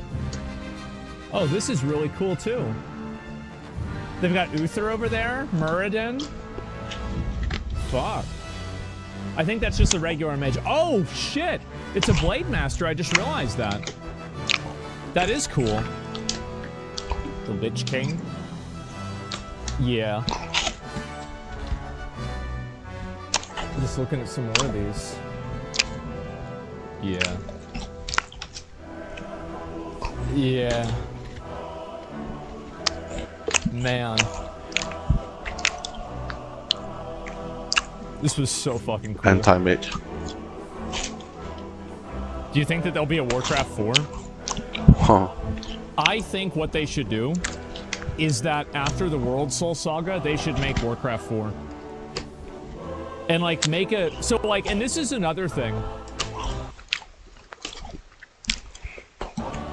I think what they need to do... Oh yeah, this is fucking awesome. What they need to do... I actually forgot what I was gonna say. Give me a minute. Right. You know how like Hearthstone and Warcraft Rumble are like kind of like kid graphics and like kid colors and stuff? We need a version of WoW that's meant for people above the age of 13. And so what I was hoping is that they could make a version of WoW that had the same old school vibes that like Warcraft 2 did. Because like we have two of these like, you know, safe, modern, you know, flaccid game styles. Like why don't we have in a new badass style that's like Path of Exile or like Dark Souls or something. Like shit like this basically, right? Like this is so fucking cool. And so these are some of the new screenshots from the Warcraft 3 Reforged. I think it looks really good. Like, what this looks like, here's the thing. This looks like what I imagined Warcraft 3 to look like when I played it in 2001. I do. I think this is actually a very, very good recreation. And to be honest, I told you guys, like, I thought it would be good too, because Diablo 2 remaster was really well received. And I still haven't even played, you know, I've never played Diablo 2. I need to do that eventually. It wasn't like that? No. And isn't that so fucking perfect? No, it was not like this. But in my mind, on my dad's LCD monitor, playing on the Battle.net launcher in 2003 or 2002, it looked exactly fucking like this. Yes. Delta 2's the GOAT? Yeah, I know. Not even a little bit. I played the first act and then I stopped. And so that's the original, and this is the new one. Ooh, I never really played Warcraft 1 a lot. Like, I have the game, but I never really played it. Yeah, that looks way, way better. Look at that. Ooh. Ooh. Angry Bo... Ooh. Damn. This is the way it used to be, man. It was good.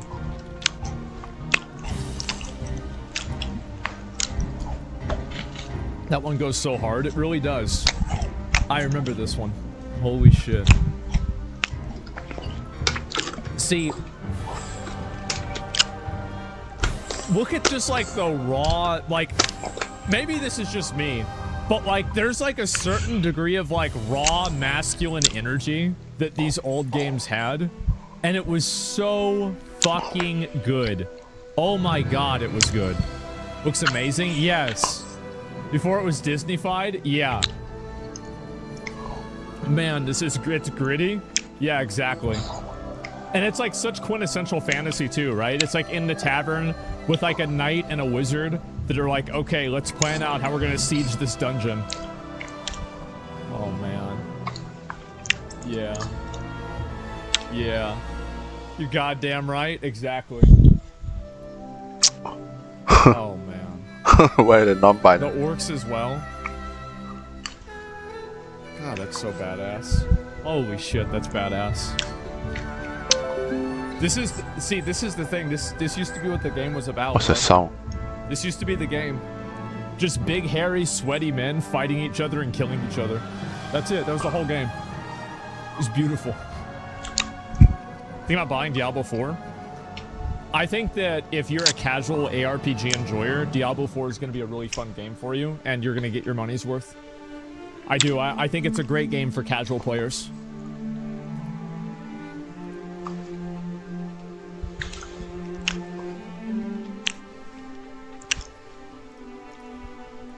That's so cool.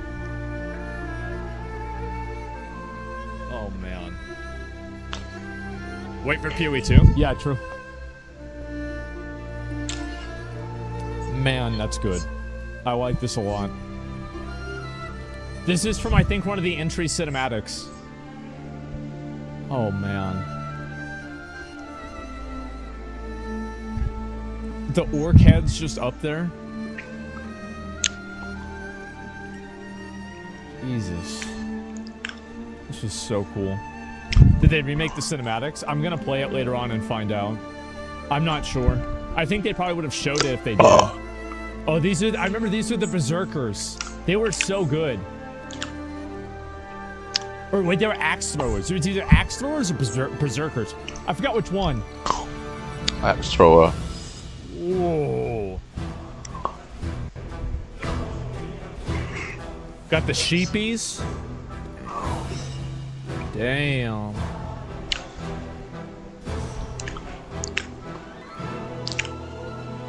Yeah, that's really cool, man. I think that's awesome. You'd love the original 40K art from the 90s? Yeah, of course. Yeah, I thought it was awesome.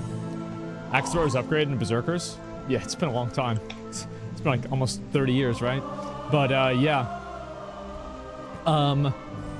So overall, like, what would I rate the event? I would say the event was an A-level event. I don't think it was an S-level event. They didn't have, like, a massive blockbuster, holy fucking shit, this is insane announcement, but I think it was an A-level event. Like an 8 or... Yeah, I think it's like an 8 or a 9, somewhere around there. I'd say 8.5. If I had to say, I would say 8.5. Orcs and humans are 99% identical in Warcraft 2. Yeah. No, we have like small differences, right? With like the Death Knights and Paladins and shit, right? See, safe and boring? I don't know. Like, sometimes it doesn't need to be, sometimes you don't need to reinvent the wheel, right? That's what I would say. What score did IGN get this event? I don't know. Probably a 10 because of how many people were there with colored hair. I have no idea. What would they have to do for it to be S tier? If it was S tier, what would have been an S tier announcement that would have moved it into S tier? WoW on Game Pass, animated WoW series, Classic Plus, WoW themed Souls-like game. Yeah. One of those things. In my opinion, that's what I would say. WoW 2, come on. I don't think they were going to do WoW 2. Like, let's be honest. I don't think anybody expected that to happen. So, yeah. Sorry. Sorry to burst your bubble, but it seems kind of unlikely. Let me see what the rest of these are. Okay. Okay. Let me go back and look at some other stuff, too, because obviously there's been, like, a bunch of other things to take a look at. And they already have the vendor and some of the items for player housing in Stormwind. That's awesome. Let me see here. Animated WoW series? Yeah, it'd be really cool. But, yeah, that's the event. That's what I think. It'll happen in 10 years? Yeah, something like that. We need Warcraft and Unreal Engine? I don't know about that. I think that a graphics update would be really good. Since Hassan... Since Hassan is blaming Asmon for the ad-pocalypse. What is this here? I'll leave it. A proven method for handling criticism. Hide, alter, strawman, avoid, and name call. Oh, God. Where did this come from? It's all your fault, clearly. Let me see. I think somebody told me that, like, there was a clip about this, right?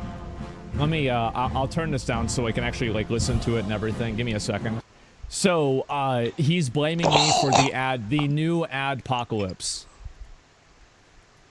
That's it? Okay. Let's see here. It's his fan base. Is there a link to the clip? Okay, here we go. Hassan blaming Asmon. Okay, here we go. Let's watch it. Blames Asmongold for the Twitch apocalypse. All right, let's see it. Are doing this to China too. Fuck it, add Haiti on there too.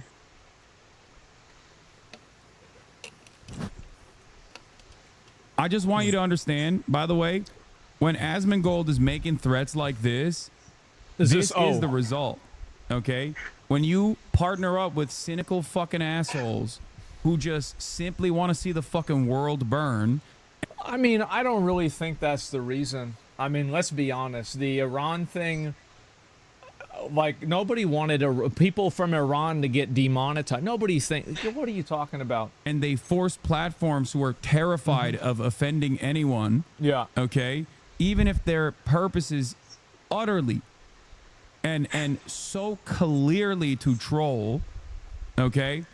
I feel like everybody does this, right? I mean, like, this is what happens all the time. Somebody says something bad, and then people try to spam their sponsors to make them lose sponsors. Because effectively, like, and you have to think about, why do people do that? The reason why they do that is because they are trying to silence your opinion. They don't want you to have freedom of speech. They don't want you to be able to express yourself. They don't want you to be able to say what you believe. And they're trying to take away your money to make it to where you can't do that. That's the main goal. It's evil? Well, whether you think it's evil or not, that's what's happening. Platforms that turn around and capitulate and cave against that sort of thing are gonna hurt other content creators, you know? This is the list of OFAC countries that you can. So that is my fault. I don't think it's my fault that the adpocalypse happened. I think it's all of our fault. Like, I think it's Hassan's fault. I think it's my fault. It's Central Committee's fault. It's Frogan's fault. It's Denham's fault. It's Tectone's fault. It's, let's see, who else are we thinking? Probably, you know, like 1% maybe Quinn's fault. Like, it's all of our faults. Like, that's really the truth. Like, I mean, nobody went and made, you know, Frogan do like a tier list or a racial tier list. Nobody like, I didn't make her do that. I mean, I find it to be kind of flattering, right? That like now, you know, it's like my fault that all this is happening. But everybody knows, like, there's been a million bad things that have happened on Twitch, things people didn't get banned for, etc. And honestly, like, here's the truth. I think that if, and I don't want to blame Hassan for this because I don't think this is just Hassan. I think Hassan is like probably the most outspoken one because he has a big channel. So everybody's talking about him. But the truth is that there's a lot of other people on the platform that say pretty out-of-pocket stuff.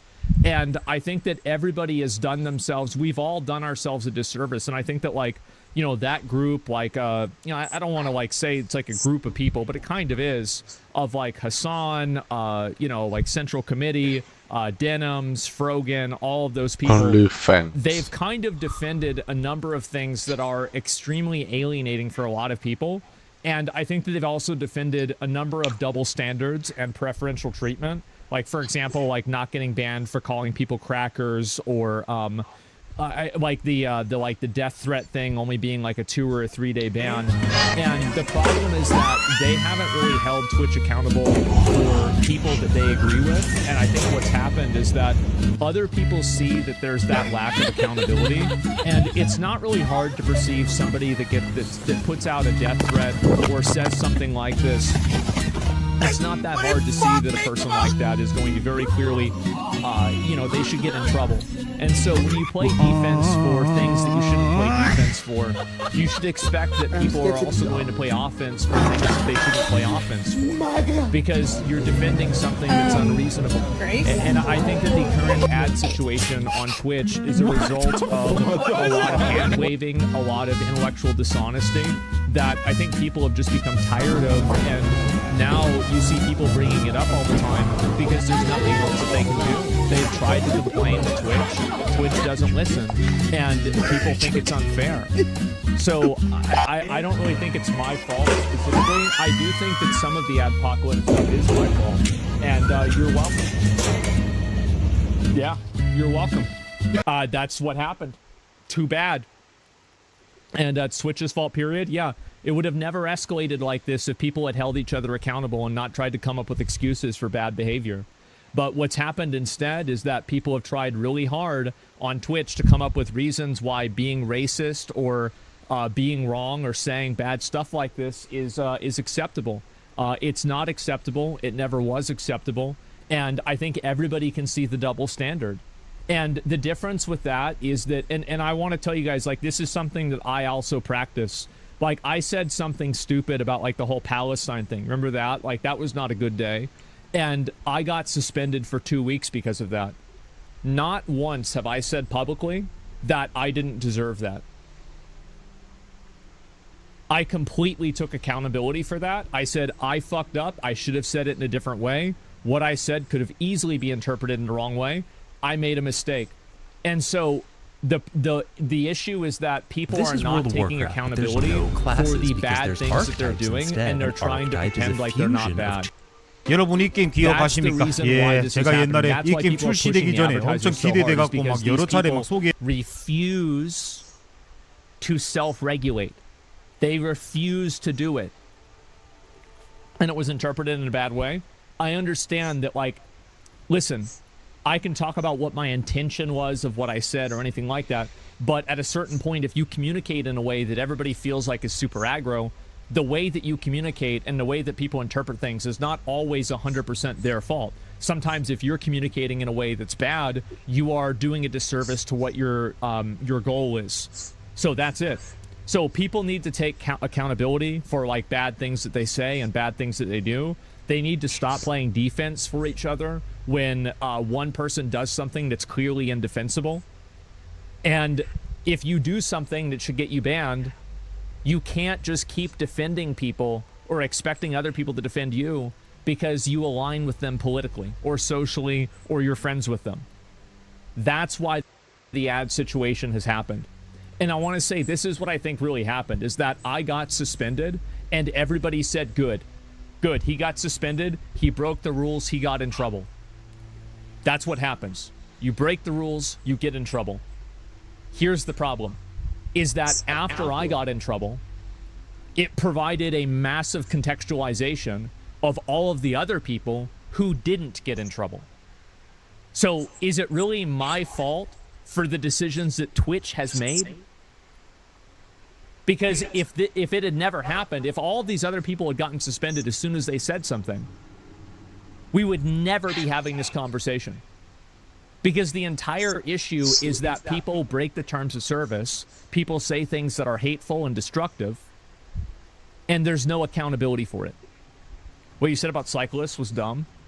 Oh, about putting them in jail or about running them over? Which one?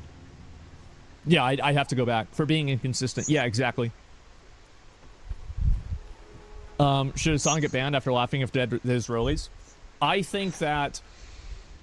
So I'm going to talk about this from two perspectives. The first perspective is my idealized world, okay? This is the world that doesn't exist. This is the world that will never exist. This is something that will not happen. I don't think anybody should get banned for anything that's not a direct personal threat, doxing, or breaking the law.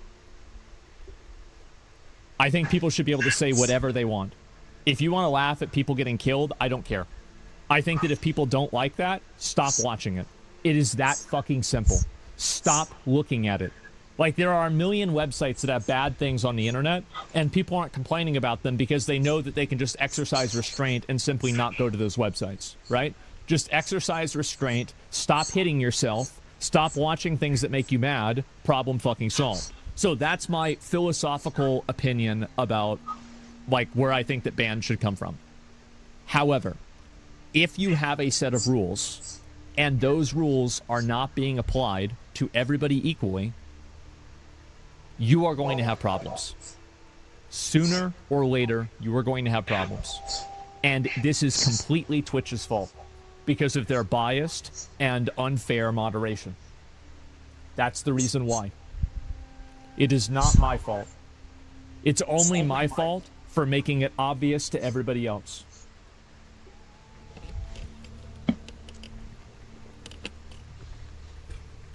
This coming full circle? Yeah. I'll read a few more of these, and then we'll move on. What about channels that spew constant hate towards some group in a way that galvanizes people to harm that group?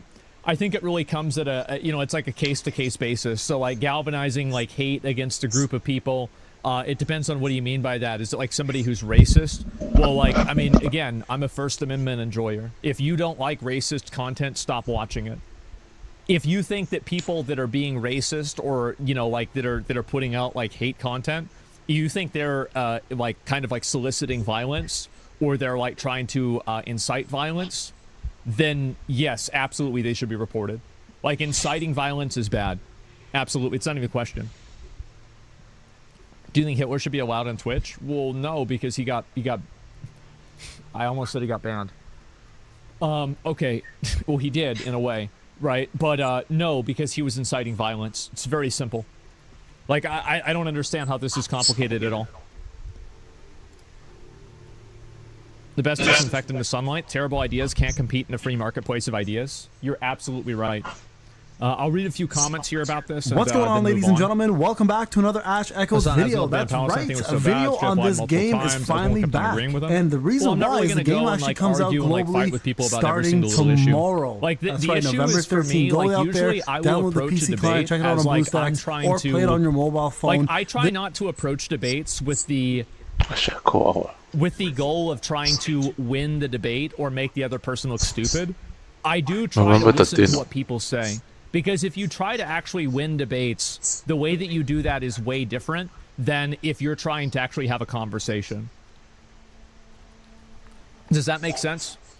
Let me see here. Is dishonest with no integrity? I think that, as I said, I think that, I mean, Hassan has played a huge role in the adpocalypse. He has.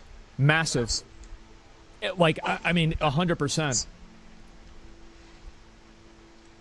Just got evident when you talked to San. Is also evident you tried to educate you. Well, yeah, sure. Oh my God, it's on and Steam. the thing is that I wish that we could normalize people that disagree with each other having conversations and talking about uncomfortable topics without it turning into like WWE wrestling or it being some like weird, oh, he said this thing in this wrong way. I think it's very problematic that people can't do that without it being turned into something that's toxic. But, you know, unfortunately, that's where the internet is. No, it's conversation with dishonest people. Yeah, sure. But anyway, that's what my opinion is. So, yeah, I'll read a few comments about this and I want to move on. Watching Donald Trump and Joe Biden interview? Yeah, I will in a bit. It's not in my country. Terrorist. I think that it was a bad idea to. I actually don't think that it was a bad idea for him to interview that person on Twitter. Like, I can see, like, the way that he presented it, I can see why people had problems with it. It made sense. But I view it as, like, journalism. And I think that the best way to get people to understand why things are happening is to talk to the people that are doing them. And so I didn't really have a problem with that personally. That's my opinion. Rose inciting violence, though, he joked about them with hostages. Yeah, I don't remember the exact details. But I think that, like, at face value, it's not a problem. Now, like, the individual words that were said, like, I never watched the interview. But I think that, like, the premise of interviewing somebody who's a terrorist should not be bannable. I know it sounds crazy to say, but I think that's basically journalism, and I don't see why you can't do that on Twitch. I think it's totally fine. Yeah, I know it's crazy, right? But, like, promoting it, yeah, that's different. But I think that interviewing somebody like that isn't an issue. Don't disagree with that? Yeah, sure. But anyway, yeah, it's not my fault that the apocalypse is happening. It's everybody's fault. And also, I can't take any responsibility. Yeah, a lot of people, topical streamer goes with these, no issue, has blah. Yeah, I mean, this is the problem, is that they don't hold themselves accountable for bad behavior. And it's just, I think that it's allowed that group of people to self-radicalize so much that things that are insane are considered normal. Crazy but consistent with views? Oh, I'm crazy but consistent? Yes, I know that. Yes, I'm consistently crazy. Thank you very much. I appreciate that. Directors, your journey beyond the sky. The Dan Blitzerian Piers Morgan interview? No, because he's like denying the Holocaust and stuff like that. I don't want to watch that. I think the entire premise of that conversation is silly.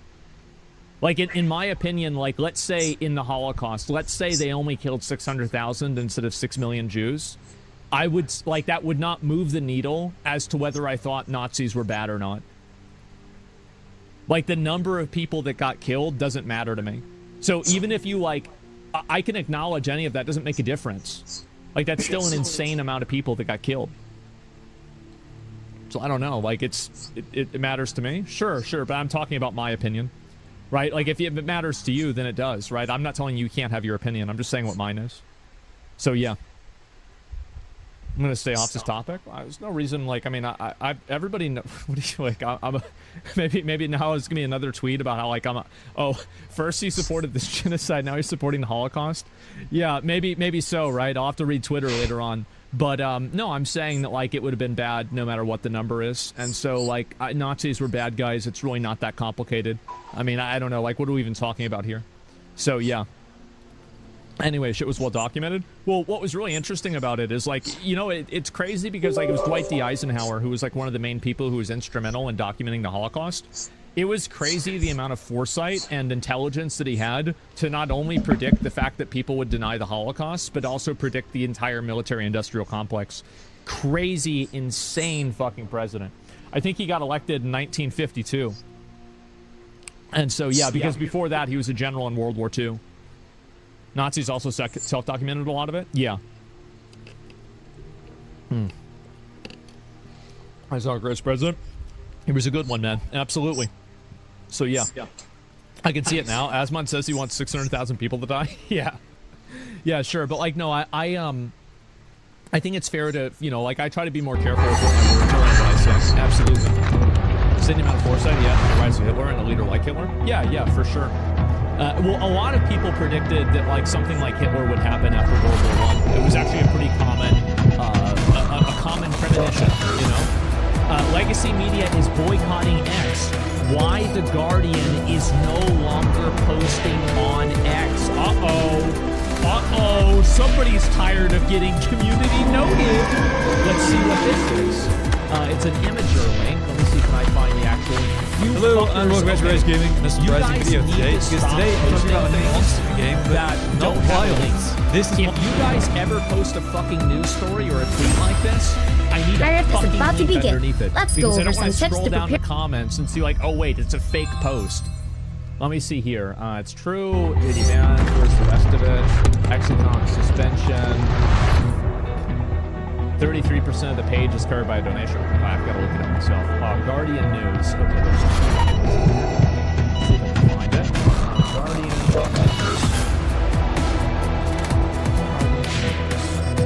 All right.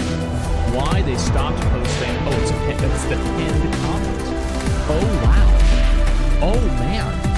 Why we are no longer posting on X? Okay, let's find out why. How many impressions did they get? 12,000.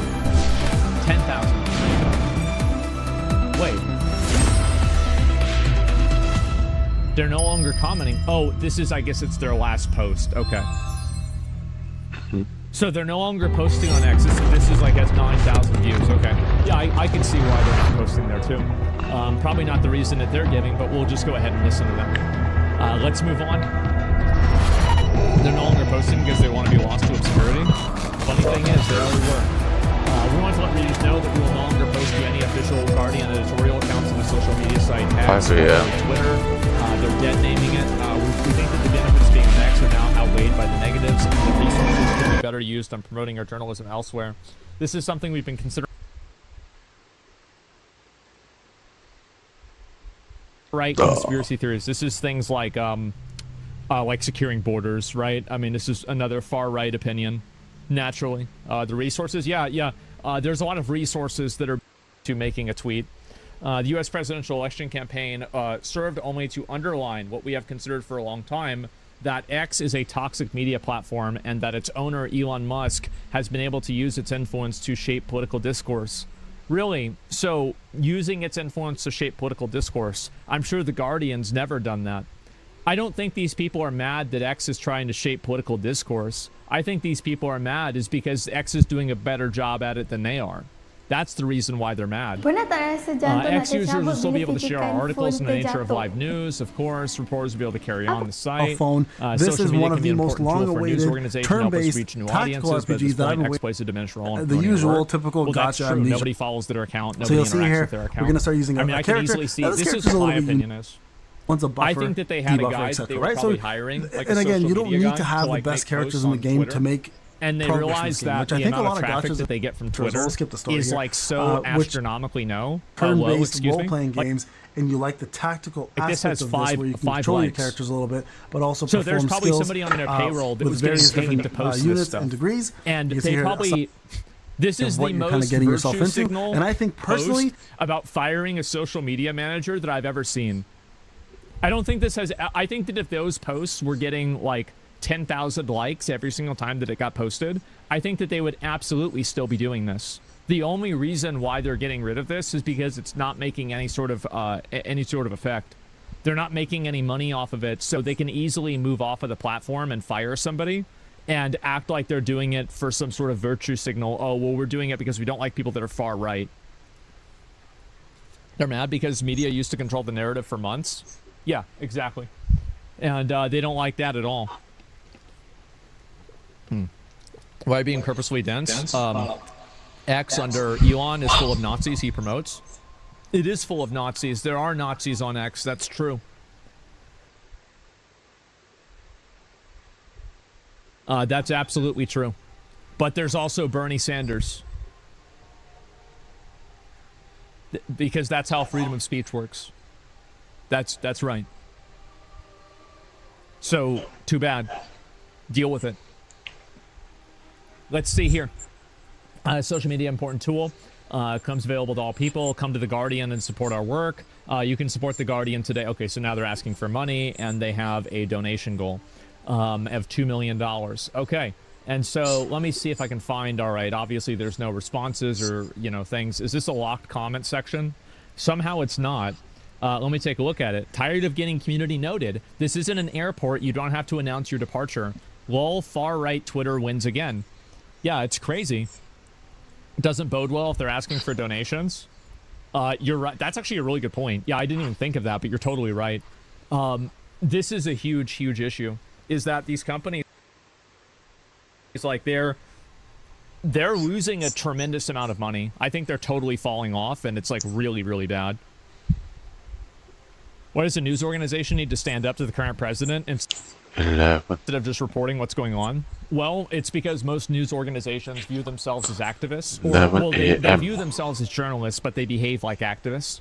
And it's no longer important for them to deliver unbiased, accurate news. It's more important for them to deliver, you know, the news and the information that people need to hear, right, from their perspective.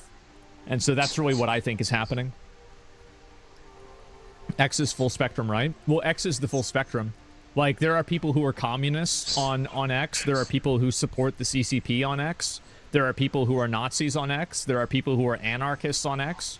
Everybody is on the platform because the platform is a public square. Like, that's really the truth. So, like, how is it that, like, this is some kind of, like, a unique evil when there's, like, a million other bad things on the platform, too? Yeah, the only reason X is labeled far right is because they don't get banned? Yeah, it's stupid. Like, it's like, what do you want these people banned? Like, it's free speech. Yeah, if you don't like that, just stop looking at it. People think it's far right because they're not used to people on the right not being banned. Yeah, I think that's true, too. What do you think of Fox News? I think they're biased and trash, just like every mainstream media news organization. I think Fox News is trash, MSNBC is trash, CNN is trash. I think they're all trash. Now, like, I mean, is there a trash tier list? Yeah, I'd say probably there's a trash tier list. Like, I would say, like, maybe Fox News is, like, worse than CNN, sure, in terms of, like, being biased. But overall, I think that they're all basically shades of gray, and none of them are good.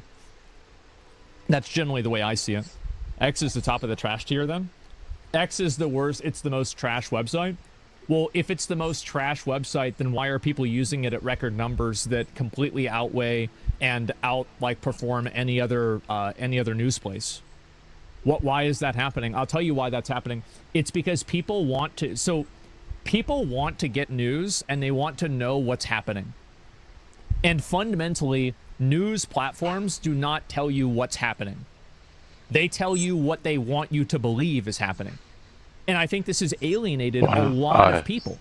It's alienated an insane amount of fucking people. And it's done that with right-wing people. It's alienated people from Fox. It's alienated people from left-wing, from, like, MSNBC. That's why you see people, like, losing subscriptions and, like, all these left-wing sites falling apart, because they promised a world that didn't happen.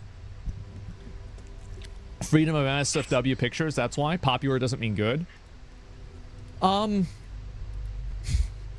You could say that. That's true in a way. But at the same time, when your business is built around having a lot of people look at something, popular does kind of mean good. You know, at least a little bit, right? Now, people saying X is bad, then tell us which side is good. X doesn't feel like it's really telling me what's going on as well. Yeah, but the difference is that on X, there is a way that you can counterbalance that. So